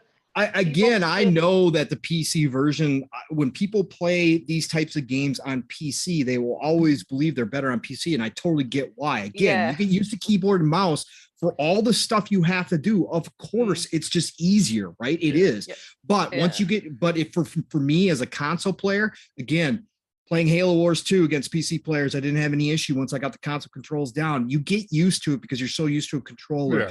It works for me as a console only player. So I'm happy with it. It is simply fantastic. The history involved in this game, the devs who put their time into this game, like the actual honest to goodness history, like there is stuff in this game with like the Crusades and going to holy wars and stuff. It is straight up a history lesson. That's a big thing for me because back in the day, especially I was a history buff. I love this kind of stuff. It's fantastic. And he's a big history buff. It taught your ears off about it. But the funny thing that made me laugh was I was playing Tiny Tina. He was playing Crusader King. And he was like, oh, they're saying I'm old now. Oh no. And the next thing he died, and then his son took over and he was useless and he died or something. And I went, oh, but I thought you was the king of Crusaders. And he went, yeah, that was just a glitch. I'll sort it out. I just made me laugh. But it's hilarious. He's a mega history buff, and you two would hit it off. No, it's so good. It's so good, and you can make mistakes that, like, thankfully you can set up the save, so it's saved like once every 6 months in game time. So it makes it easier, and you can manually save it too, which is nice. Because the other night I accidentally, my king was stressed. I'm on my 4th generation of kings already. My king got too stressed out and he had a nervous breakdown. Well, they give you different they give you options to how to de-stress, right? And one of them being Irish Catholic, as my king is, you can usually pray, right? And it gives you relief from stress. That's one of the options. Well, that's normally what it offers, right? So I just clicked on that option. I didn't read it. Actually, this time around, I was converting to a different religion because my religious points weren't high enough. So I converted to a different religion. This was right before I was going to unify Ireland. So I go to war with this queen to go take back my land. And all of a sudden, the English king starts a holy war with me. And all of a sudden I got 3 boats coming across the ocean. Like I had the advantage over this queen. This king shows up with triple the army that I have and starts a holy war. I'm like, why am I? We're both Catholic. What's going on?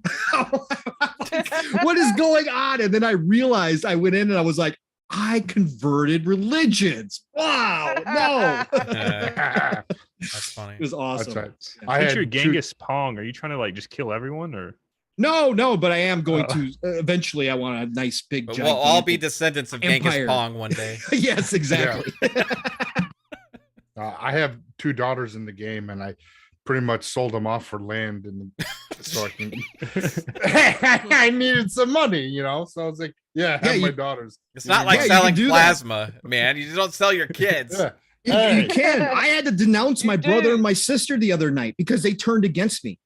I had to That's denounce exactly them and go what to he was war saying against my to brother me. and sister. Wow.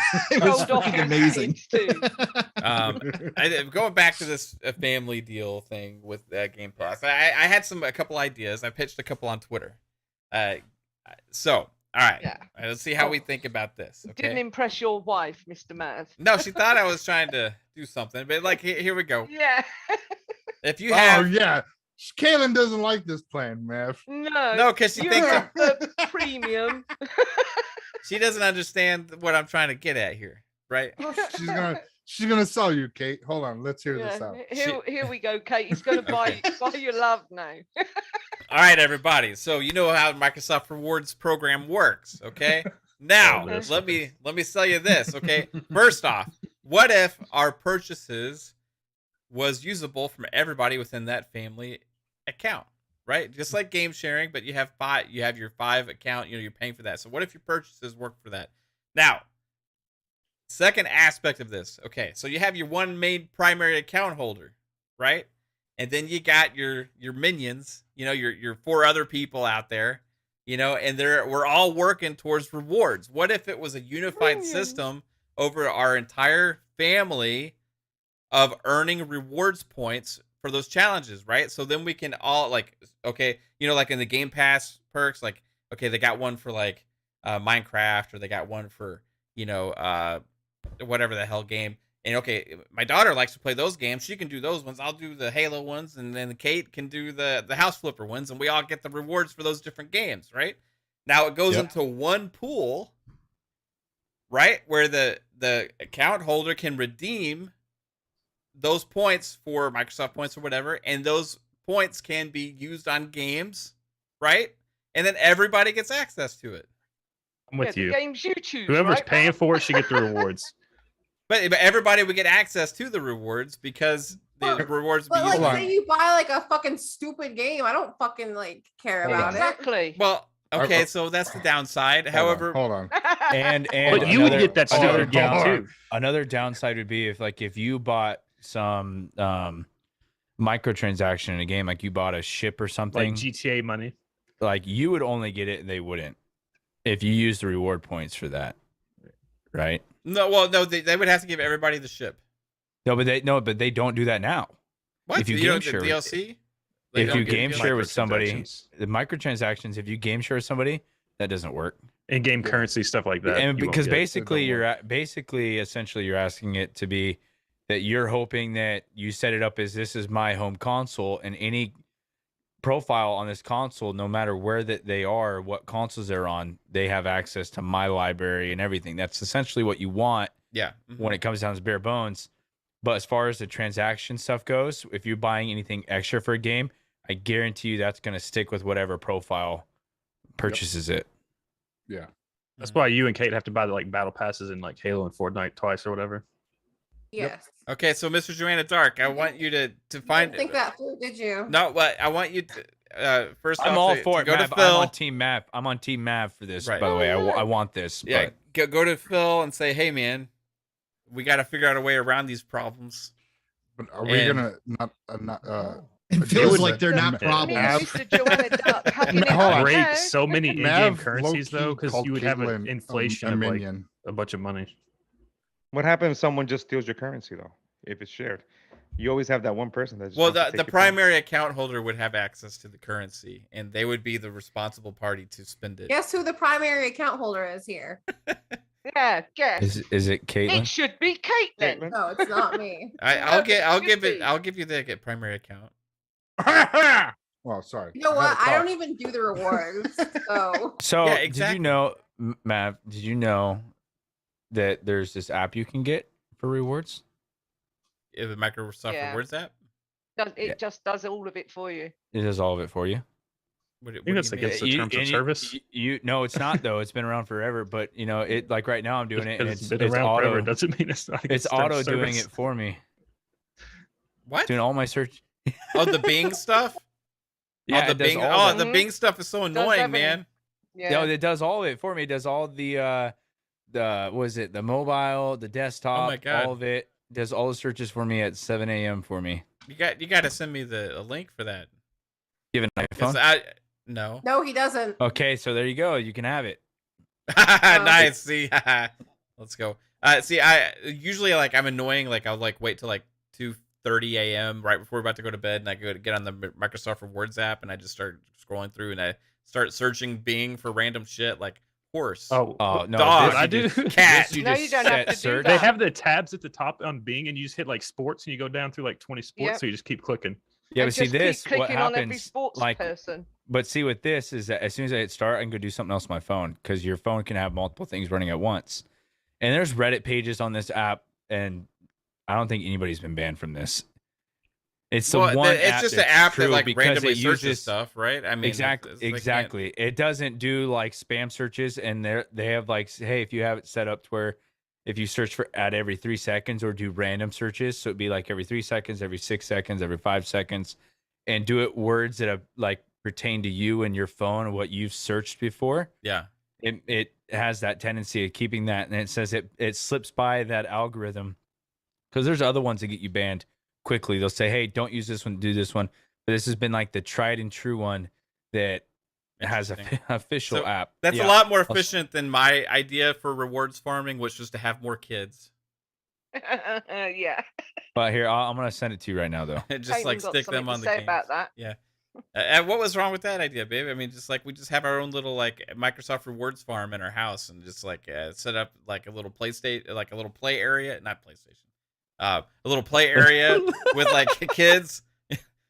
Hey, that was some clever marketing making that name back in the day. I accidentally just said it. A little play area with a bunch of kids, you know, like Well, that we have just to get some Microsoft rewards. You could just like have like a daycare and then just like put a bunch of computers up for kids to just randomly search shit. Yeah, then we wouldn't have to have the kids like 24/7. Okay, kids, here's how you use Bing. I set my work email because my work uses Microsoft like every other company on this planet, and I set my work email to be attached to my family because all my coworkers use my computer to search stuff all day. I'm like, hey, why don't you just get me rewards points for my gaming habits while you're doing this? Yep. And they have no idea. Yep, I switched all our computers to Bing at work too. Did you? Wow. They're all linked to my account. Nice. Awesome, dude. I got a question, like Joanna, like, what do you think about the family plan? Do you think, like, because we don't have a lot of details on this, do you think that they're going to find ways of more kind of crossover stuff with this, or do you think it's just going to be kind of like this is what it is, just Game Pass, 5 accounts? I mean, they can look at different means. I mean, you see Office 365, right? It has 2 different tiers. It has one that's for just one user being able to share it out, and they have an ultimate one where you can get like you can get all the other additional users as well besides just one person. So maybe they start with something as simple as whatever in that article by Jess Corden, and hopefully it's priced right. I mean, I think at this point, many parents, people don't want to pay, I'm paying $180 $45 a per- month right yeah. now. It Yeah. still saves me And money I- at the end of the year, but like still it's a big price. It gets expensive, but I think what Jess said and kind of Pong kind of reiterated was the fact that there's a lot of factors that might go into this thing where you have to do all this math to make sure that people are getting paid as well, because as much as you also want to make something like this great for the consumer, there's also it just doesn't pay for itself. You have to find you have to make sure that the games are in that service, the people that are putting in the game and Game Pass are also getting paid. But yeah, I mean, let's see. I mean, hopefully this is something that's coming down. Hopefully it's something true. I think it's a good idea. I think it's a great way to kind of add more value and entice more people. Why Game Pass is at the moment the best deal in gaming. Yeah. Well, that was made clear still by Sony the other day that Game Pass will, for a long time at least, be the best value in gaming by far. But anything, I mean, I don't really want to get into the whole Activision Blizzard thing. I guess it's just a little too like I don't know. I just can we like I just don't like when people use like stuff like this to like kind of piggyback on to help their own motivations. You know what I mean? You mean clickbaiting?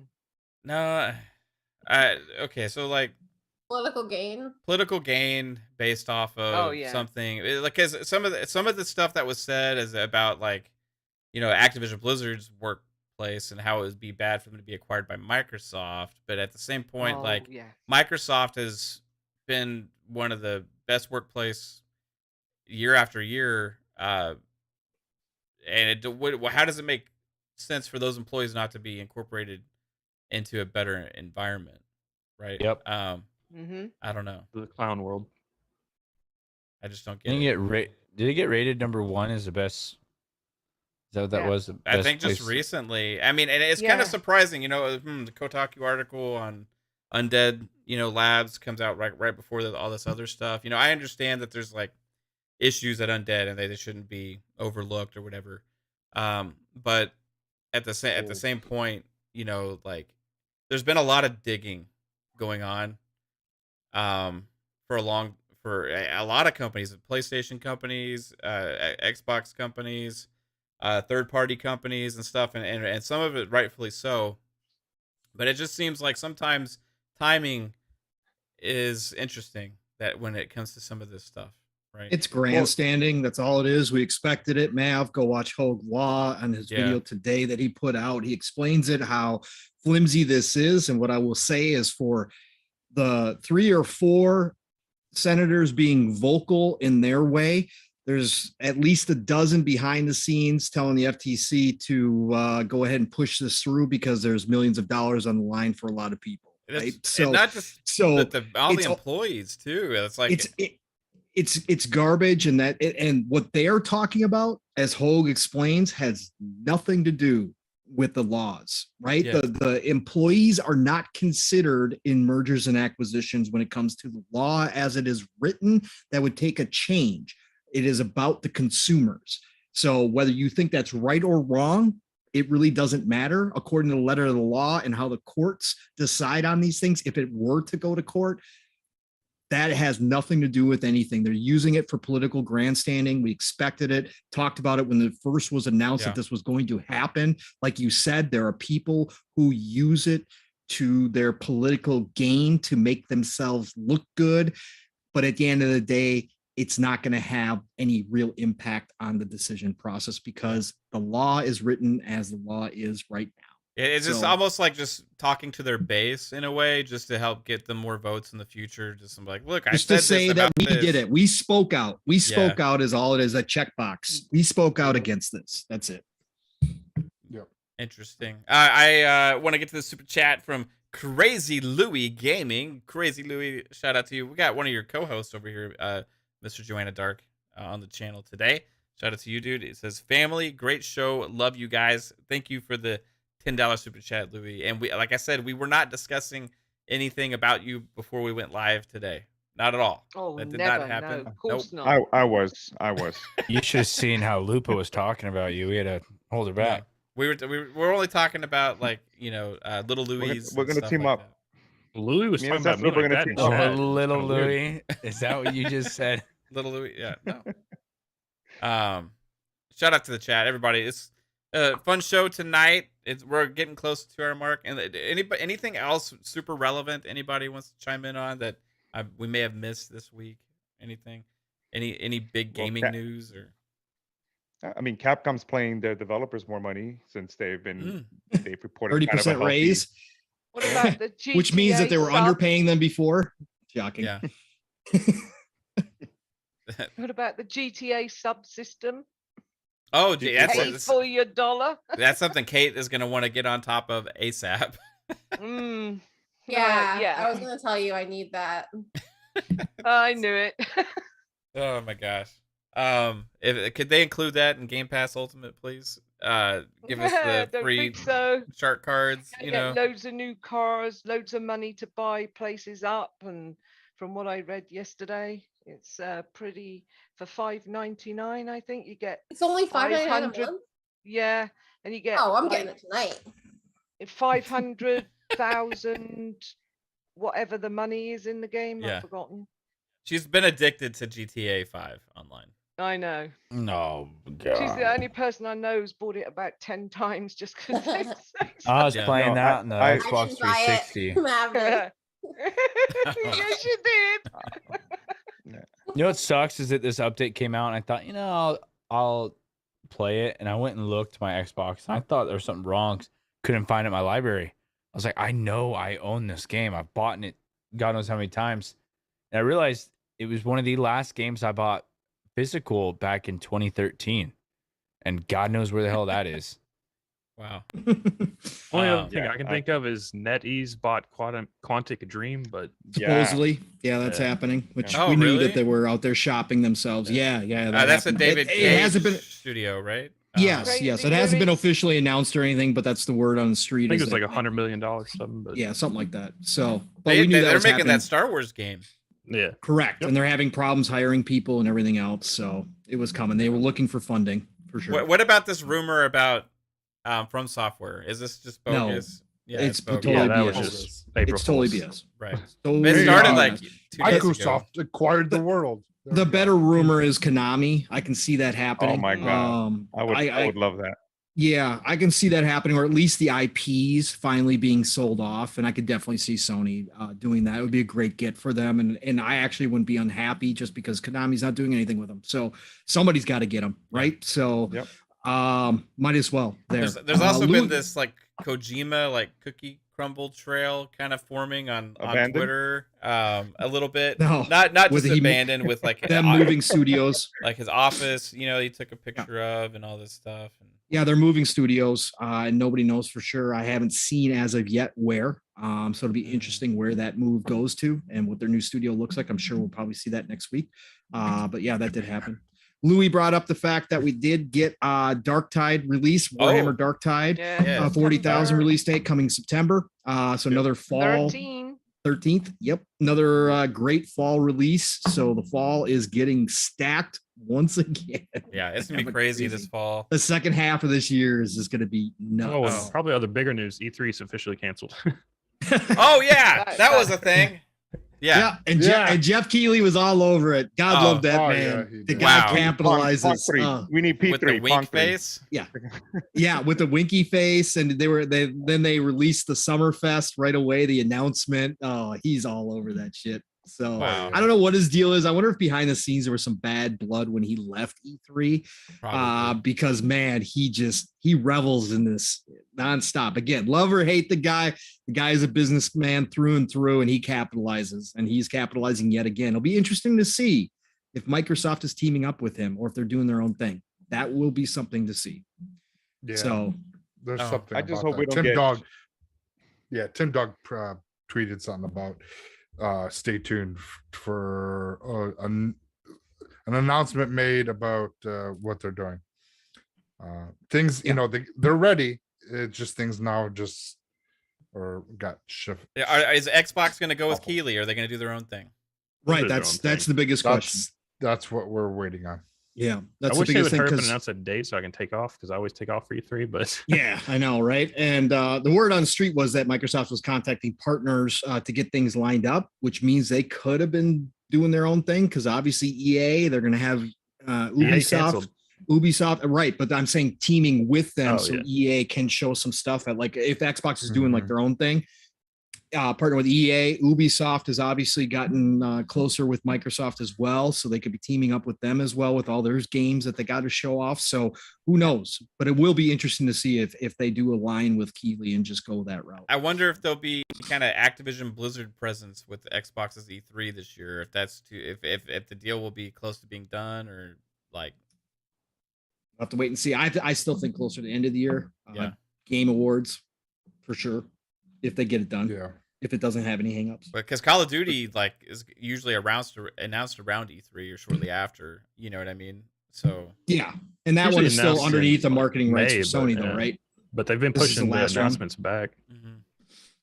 Did you guys see the Diablo 4 update? Did you guys Oh, get yeah. I'm not sure if Oh, Diablo the 4 is- environments. Oh, the environments that they showed off. Oh, they look spectacular. Oh God, Looks so good. so much goodness coming. Oh, and in And other hey- news, Abandoned has officially lived up to its name. Jesus. No, they came out. They No, came no. out Yeah, and they said, came out. no, we're Kojima just making it abandoned right. his studio. He left. We're just going to get it right before we show you anything. Don't worry, people. There's only Weird- one Abandoned game out there, and our friend I 3 thought it was is Metal working Gear. on it Everyone behind the keeps saying scenes. Metal Gear. Yeah, Metal Gear Silent Hill, right? That's what they're working on, right? Yeah. It's Kojima The undercover. crossover. The crossover. Yeah. Yeah, right. Weird West came out this week. I tried it out for about an hour or so. Same here. Awesome game. I can't wait to jump into it. I'm playing a lot right now. But definitely download Weird West if you have Game Pass and you're looking for something interesting. Looks really good. It plays really well. It's going to be a great time. And then Crusader Kings We 3. got I can't say enough about. MOB on Tuesday. Yep, MLB's coming. on God, man, Tuesday. I gotta stop working because it's and freaking Tiny games. Tina's. Tiny Tina's is incredible. Awesome. I have the game. I haven't started Incredible. it. I ain't playing Oh. no Western when I can be playing Tiny. Tiny No, thank Tina's you. is just the best Borderlands in a long time. I'm gonna really jump on is. it next It's week. hilarious. Yeah. Once I Yes. Yeah, I had a Yes. really fun side quest today. She called onions crying apples and potatoes googly wooglies or something. Yeah. Great. Love Tiny Tina. What level are you guys now? I just hit I'm- 40 before we I hit started the 30. podcast. I hit 30. So. I do Yeah, but remember. I you're remember rushing. where I'm I not was. playing. I'm You're not playing. 21, I think, 22, but I haven't played as much as them. It's so fantastic. once, So once anybody I, that's still get on the over fence with Ghostwire- Tiny Tina's, go get it. You will love it. Mhm. Almost guaranteed. Not for everybody, but if you like Borderlands, go get it because it's definitely the best Borderlands. A What were you lot saying, shorter Jordan? than for a $7 price point. It's a lot shorter than it should be, I think. But There's a lot of but that's yeah, I know what you're saying. It's definitely so far I haven't beat it yet, but I can see it wrapping up a lot sooner Well, than do you Borderlands think 2. there'll be like but- extra content? Like, there is Yes, extra yes, content, There right? is. There's a season Yes. pass. There's like four, I think 4-story DLCs or something like that. Yeah, there's yeah, a there's usually DLC 4. not Yeah. far out. mean, is it, they yeah. announced. I mean, Gearbox has always given me my value. I mean, I'm a huge Borderlands fan, so Borderlands 2, that DLC, that season pass, paid for itself in the sense of the content that I got. So, I Yeah. trust them that you'll get some cool stuff. Did For you sure. did you get the 2 keys so far, Pong? Yeah, there's actually 3 or 4 now. There's- I think- There's Yeah, a couple I've more got that got those launched to get today. them. Yeah, Yeah, I there's a got couple 3 today. total right now, and there's another one that launched today at least. I I got think the there's at 2 least and I'm gonna 5 get the universal other 2 ones. today. Okay. I was talking about Steel when we were playing, man. Back in the day, though, like Borderlands 2, man, they used to pass out codes for like 50 keys, like at Yeah. certain points. Man, they just don't do that anymore. But I remember that I had like 120 I keys did. built up at one time. Yeah, I had like about 135, I think. I Yep, got in exactly. the end. I couldn't be bothered to get any more because I thought I'm never going to use them because I don't do the side missions or my keys until Oh, I okay. hit the top level. Okay, I yeah. get everything. You I can hold hang 'em. on to. Yeah, I hang I've on spent a to it couple then. just to see, and it hasn't been worth it. So yeah, No. I'm probably gonna hold on to the rest until I The do best way finish to it. farm for legendaries in Tiny Tina's Wonderlands is at the end of the Chaos Chamber. You got these bunnies. So Yeah. you spend your crystals in them, and they'll give you a lot of legendaries if you've got your luck up and you've got Cool. you've Okay, got cool. the luck thing charm on, and you've got your luck up. They spew out a lot of legendary, so you want to save, and you can go and spend 50 to up it to elite or something with that guy. Yeah.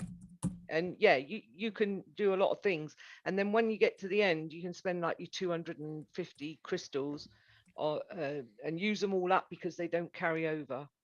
So whatever, you just use them up. I can't wait to get there because And I've it's been really cool. I'm just having such a good time in there. Again, is really Borderlands fun. solo or with people is just a great time. I've for got me, a solo so, playthrough and a playthrough I'm playing with Dealer as well. So I'm like, Nice. it's really cool. And- With friends, but friends of mine Name don't drop. play with me anymore. I don't play. All I do is sit in my room and watch TV. All right. Yeah, it's sad, Mike. You It's just watch sad. you watch Halo episode 1 and 2 over and over. I again. gotta watch episode 2 tonight. We're not allowed to watch. I it. like And Moon episode Knight? 2. I haven't watched Moon Knight yet. Oh my god. Yeah, Was it good? I forgot Moon Knight came out until I like watched it. Oh, binging. shit. I like binging. Oh, Um, sorry. Lord Ruffness hit us with a $2 super chat. He says, "Hello, I'll hit you with everyone. the $2 super chat. Age of Empires. Oh, I can't wait. I'm hoping it's going to come to console, Lord Ruffness. I hope Rand and Jez were right on, and we're going to get that announcement soon. It would be fantastic. But I would've Crusader Kings thought- 3 is going to hold me over till then. So They had like a E3 dev drop. thing yesterday with like season Yeah. 1 Festival of Ages information. I would have thought if there was a soon announcement, why they should have done it then. Probably. it might be an E3 announcement. So Right, it yeah. might be. They might hold. So, but it's going to be fantastic. I can't wait. I'm on the train that they're going to do it. So. Could they do it at E3 and do like a shadow drop? Yeah, Yeah. they could for sure. That would be freaking amazing. Yeah. With like season 2 potentially? Yeah. You know, season Correct. 2, Yep. shadow drop, Age of Empires now on console, cross I play. think season 1 just enabled. wrapped. So Yep. Okay. Yep. It sure did. Yeah. So season 3? maybe. I don't know. I don't care. I don't care. Well, The I think shadow it was drop season 0. Fantastic. What was it? Season 0? Or Because whatever it they said call it, season yeah. 1 Festival of Kings is like coming or something like that. I think that's what it's called. Not sure. Anyway, everybody, this was an awesome show. Thank you all for being here on Fonz, Xbox good to see you, Ultimate brother. 82. Yeah, shout out to you, Fonz. Abacab. Let's see who else we Hans got. is here. Back from Dead, Lui again. Thank you guys. Lord Fonz. Roughness. Tony Fonz Grasso. loves Halo show. He loves it. Does he? No, he can't does. He call hates me. it. I know. He doesn't. I saw on can't Twitter he not hates stop it. talking Get about it. Fonz fired up in the chat. We're closing the show He's- down. I remember he said he's No, tried right. episode 2 and then he was done. Yeah. Yeah, was see, done. Fonz is the So he reason I said he'll thought I go wasn't back going to to it like that later. episode. Yeah, he said he'll go back to it later. And there's a lot of people that I'm don't gonna like check it. it I know out Mr. Badbit doesn't like it. I know our buddy Neo GameSpark doesn't like it. So I mean, it's like not for Well- everybody, but like for me, I like it. You know, I don't can't wanna- have an I- opinion because over here we have to jump through a million hoops to maybe see it. right? Is Oh, that they put out the first episode on It's- YouTube today, but it's it's on for US YouTube. only. US only. Yeah, US Ah, only. I'm so Well, sorry. get a Lupa. VP, get a VPN, you Lupa. VPN, yeah. the I VPN. know I can't be bothered with all that shit. I'm not that bothered. Oh wait, they say that Paramount Plus is coming over here probably in a year, so Yeah. I'll catch it then if I have to. Fonz. Vaughn says, if a miracle happened and Halo gets good, you revisit. The miracle has happened. It's already there. It's been All I good heard since was episode- Commander Shepard vibes. That's all I heard from somebody. Yeah, I mean, he looks a Just little bit episode. like I haven't Commander watched it. Shepard. You know, Okay. like with the suit, like the undersuit thing that he wears. You know, Oh, that's the normal He's fancy. underbody. He's fancy. it's no, this is Under Armour. Just No, hack I would my love if there's Fire like an Stick. Under Armour Who says logo I on got it. a Fire Stick, Vic? Yeah, Um, Under You Armour don't know where I supporting keep the my Fire UNC, Stick. UNC 20 or 25 30. I do like in this show that they make the UNSC the bad guys. Yeah, I Eh, mean, well, that's how they they're kind sort of. of. Yeah. I mean, that's how like they were Oni. in the game. Well, I never looked deeper than the game Oh, necessarily. yeah, Like I Okay. played the game and moved on. Pre- What, Covenant? what Obi's saying is he's not into the lore of Halo. yeah, pre-covenant. It was. Thanks, Fonz. I look all professional because of you, bro.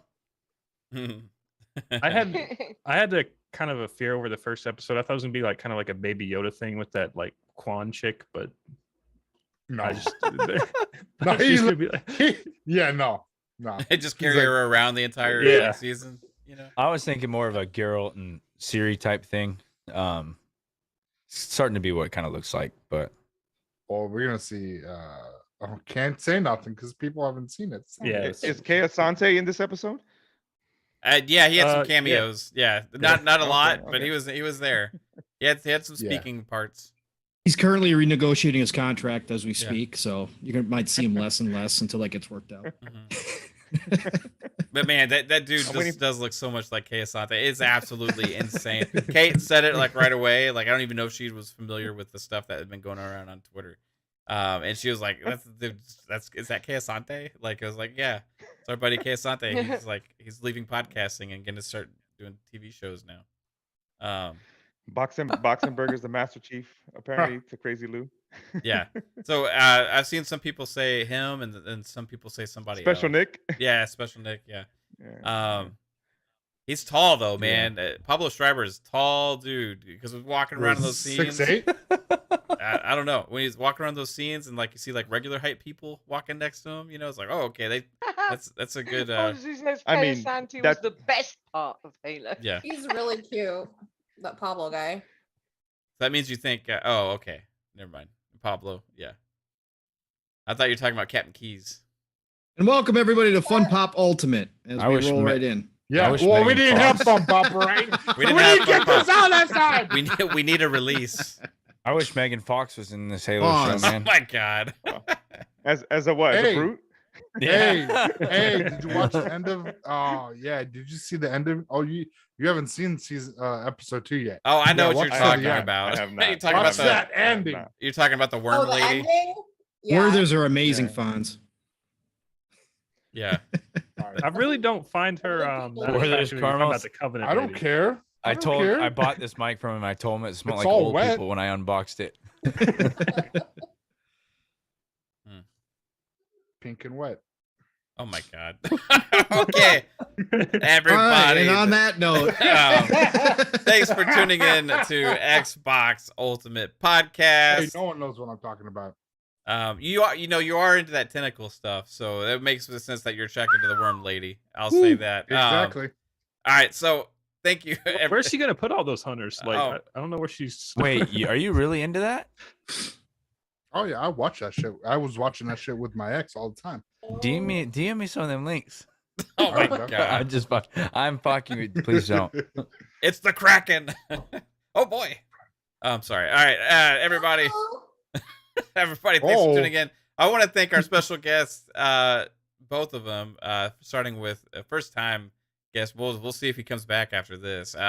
Mr. Joanna Dark, thank you for being here, dude. Absolutely a pleasure to have you join the show. And I hope you had a good time. And tell everybody where they can find you on your shows, sir. Yeah, Matt. Thank you for inviting me. It's good to be on this side versus just being in the chat. But thank you so much. Thank you to everyone here. It was a pleasure. Yeah, you can find me on Twitter, big_N_boss. And then on Tuesdays, I'm on with Mav and of course Pong Soul or Genghis Pong, excuse me, on the Xbox Factor podcast with 10K Boom. Then on Wednesday, I'm hanging out with the crazy one, Crazy Lou on the Crazy Lou Gaming channel and I'm Sour sorry. Blow and Silent Cyber with Xbox International. Then on Thursdays, I hang out with my friends and colleagues, Albert and Jasmine on the Nickel Gaming Show. Yeah, I saw a clip of that and y'all talking about the Halo show and stuff too. It's good stuff. Yeah. Right on, man. And there's Obi. So Thanks for being here, dude. Thanks for saving me some time by sending me that link. I'm gonna make sure I download that app later, and see if we can't get some Microsoft rewards points going. Yes, sir. But yeah, thanks for being here always, dude. Appreciate you, man. And I agree with Fonz. You're looking extra profesh. Sound great as well. thank you. Tell everybody where they can find Xbox Obi. Find me on Twitter, Xbox Obi, and you can find me on YouTube at Xbox Obi also. And I'm going to be changing the gamer tag to Xbox Obi as well. But yeah, man, thanks for having me. It's always fun. And yeah, and thanks again, Fonz. It's all because of you, man. And I enjoy it. I'm scared to touch any of the knobs on that DBX. It's like I touched it once. I'm probably never going to touch it again. Yeah, I don't like touching it because I feel like I'm just gonna mess it up. Or Did you have fun setting up the de-esser? The who what? The de-esser? Yeah. Okay, never. I'm gonna pretend like you know what that is. I was calling Fonz too and be like, yo, it's only coming out of one speaker. What the fuck is going on? But yeah, it's fun. Thank you guys, and I hope you guys enjoyed my kids. They're both playing Sea of Thieves behind me. Yeah. One's right there, one's right there. I know you So- got them rewards farming. I get it. Yeah. Yeah, except for they want me to buy a dog and a cat for them on Sea Thieves as soon as I'm done. Yeah, I've done that. Yeah, that's. Tell them to enjoy. There's also like parrots and stuff like that. Yeah, I got a parrot there's a and my monkey. daughter A like monkey. my daughter, whenever we're in a fight, I'm telling her like, hey, go get a bucket of water. No, I gotta protect your parrot. I'm like, just fuck the parrot. Just put them in the cannon and launch the pets out. Can you do that? Can you do? Yeah. Can you launch the pets? This Chloe, game. come here. Oh my god. Chloe, come here. Sea of Thieves stream coming soon. Animal brutality. And first Right. in my heart, lovely wife Caitlin, thank you as always for being here, baby. You can find me on TikTok at Caitlin_fancy. And that's it. But do you- I want to show a couple people asked about my Rainbow Bright doll. Oh yeah. Yeah. that's Nightmare Rainbow inducing. Bright doll. Who's Why- asking about a never Rainbow mind. Bright doll? Never mind. They were asking Fun. if that's what it was. Oh, okay. Oh. That was just like a Chuck's random. I bitch. thought it was like a random DM. Hey, do you have a Rainbow Bright doll? I'm like, I didn't even notice this in your backdrop. It's been there for a couple weeks. Has it? I guess it's just getting noticed. Yeah. You got your first act. Oh! You got your first like big, like real sponsorship deal too. I did. Well, not sponsorship. Ooh. Collab. Collab. Yeah, collab. Yeah, that's a thing. Tell us So- more. You'll have to wait and see because Yeah, you that, gotta wait and see. Oh, yeah, okay. you gotta wait Okay. and see what it is. So I It's a- love seeing your stuff, like just World because premiere. I don't usually go to the things I follow. I go to just like the random feed, and yours Yeah. is always popping up for me. Really? I'm like, oh, I recognize that kitchen. Good. Yeah. So it's awesome. I love seeing it. I hit like on a few of them, and then I started seeing more. I'm like, I gotta stop. Gotta stop hitting like on it because I don't want to see more of it, but I enjoy supporting friends. Yeah, that's awesome, dude. Oh, she's flicking us off. Well, it's gonna get a little cheesy around here. I'll just say that. Let's see. Also, the extraordinary AssassinLupa, as always, amazing. Thank you for being here, Lupa, and tell everybody where they can find you. Well, it's been a great show. Thank you very much, chat. You've been awesome. Thanks, Obi and Mr. Joanna Dark for coming, having good conversation. It's all been great fun. You can find me at AssassinLupa on Twitter and on Party Live on Xbox, and here every Friday night at 9 p.m. Eastern, 2 a.m. UK time. And who cares about fucking Pacific? Anyway, yeah. So you can, Obi's you can find me Pacific. here That's fucked on up. Xbox Ultimate. Only the cool No, people Joey- live on the Pacific. No. Represent Honfons. I'm joking. And I'll catch you all gaming. It's been great, guys. Thanks. Heck yeah. Vic the Click hit us with a $10 super chat. Thank you, Vic. He says this was a good show till Psychonauts made it amazing. LOL. Send me that link for real. Take care, everyone. Now let's all get drunk. Shout out to you, Vic. You're amazing, dude. Speaking of Psycho, Mellow Fellow from Outer Space. Tell everybody where they can find you, sir. Yeah, everyone, thanks for coming out in the chat. You guys were awesome. Joanna Dark, it was awesome to have you on for the first time. Always a pleasure having Obi on. And everybody, you guys are my family. Missing 3-Bit and Lady tonight, but other than that, it's always fun having you guys. You can find me everywhere, Psychonauts 8 on social media and Xbox. You can find me Wednesdays, 7 o'clock on Fun Pop, and here every Friday on Ultimate with the God damn, I almost said Magnificent 7 again. For the grade 8. Right on, dude. Thank you. everybody. Hi, princess. And then we have Aw. the realist, the Debbie Downer, lore master. Where can everybody find you, sir? Check me out at Jasper Gaming on YouTube and Jasper_Gaming_ on Twitter. That's about it. Fun Pop Wednesdays, Xbox Ultimate Fridays, and link to everyone in the description below. Check them out. So yeah. Right on, bro. Except for the link I have. It's not down below.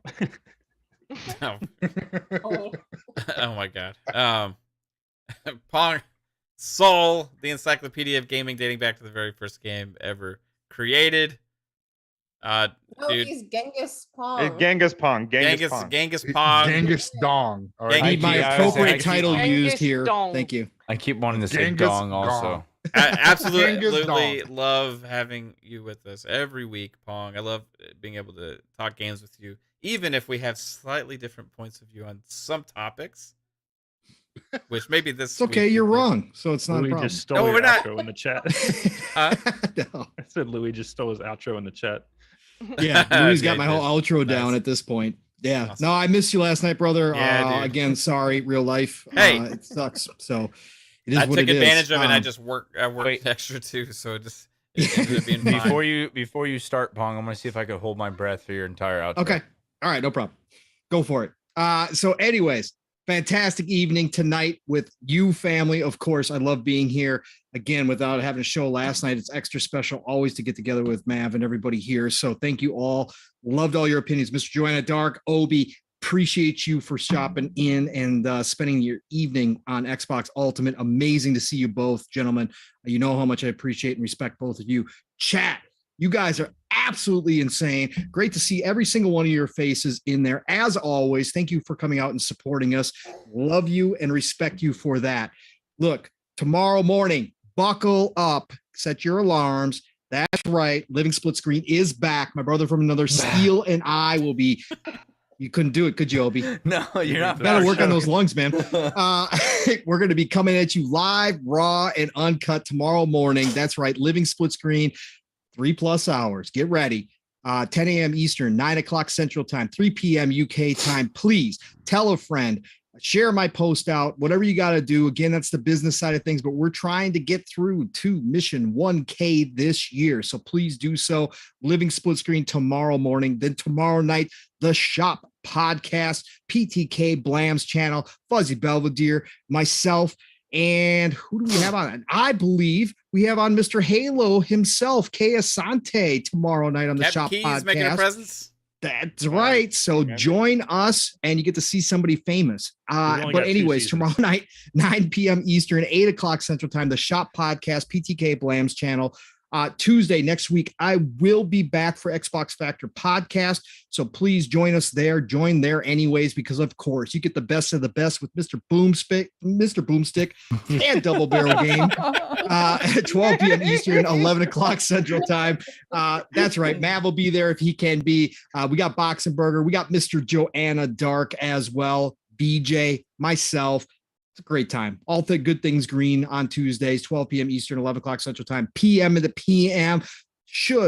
We'll be back next week, God willing.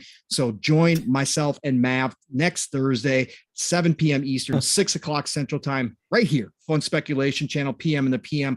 Otherwise, it is the golden age of gaming, people. Please go enjoy some games. There's a ton of them out right now. Play what you love what you play. I'll talk to you all real soon. And Mav, where can everybody find you, sir? Well, right here, right now, here on Fun Speculation. Thanks to everybody in the chat. You guys rock. Love all of you. Thank you for tuning in and checking out any of the other content. Whether you hit the like button, share it out, watch a minute of it. It doesn't matter to me. I appreciate you all. Thank you to all the channel members for all going above and beyond. Everybody for the super chats, helping support the channel grow as well. But yeah, you can check us out. Yeah, sometimes we have to miss some shows. I'm sorry. I know it sucks. It sucks for me. I hate not having a show. But hopefully we're back on a full slate next week with Fun Pop on Wednesdays, PM in the PM on Thursdays, Friday Xbox Ultimate Podcast, and maybe you'll see FSP next week as well. Hoping to have that back. We are just getting into like this huge wave of games news. Probably, I think like it's been a little quiet for a few months, and I think stuff started to drop. I have a feeling for the next 3 to 4 months is going to be crazy, because this is where they fit in all the news before all the fall games drop, right? So we're in for a fun time over the next few months in the lead up to the E3 hype, E3 time. We're going to hopefully be able to put together, as long as people are willing, do another Fun Speculation community E3 prediction special. I want to get that put together, and looking forward to doing that. But again, thank you everybody for tuning in to Xbox Ultimate Podcast, and I hope and real quick, Mav, be on the lookout over on Midweek Mix Up, because he already shouted out the actual intro to it. But Wandering Dutch is putting together that indie game community celebration again, so please be on the lookout for that. That's coming out this month. I don't know if he's set an exact date yet. Mav, do you know? don't know, man. I I've been don't so think he's preoccupied, I haven't- set an exact date yet, but it will be coming. It's going to be another. He said Mhm. he's put it all together. It's going to be over 2 hours from some amazing people in this community and some of the indie games we're all looking forward to coming out. So please keep your eye open for that as well, because Dutch is an amazing part of this community, and he does all of this background stuff to put that together. So please keep your eyes open for that. People understand how Oh, yeah. much time it takes to put something like that together. Like this work that Dutch is putting into this is gonna be big, and so definitely check that out. And shout out to them as well. Thank you guys. You all rock. Love everybody on this panel, and shout out to chat again. I hope you have a good one. Take it easy. Bye bye. And I'll catch you all gaming. Later, everybody.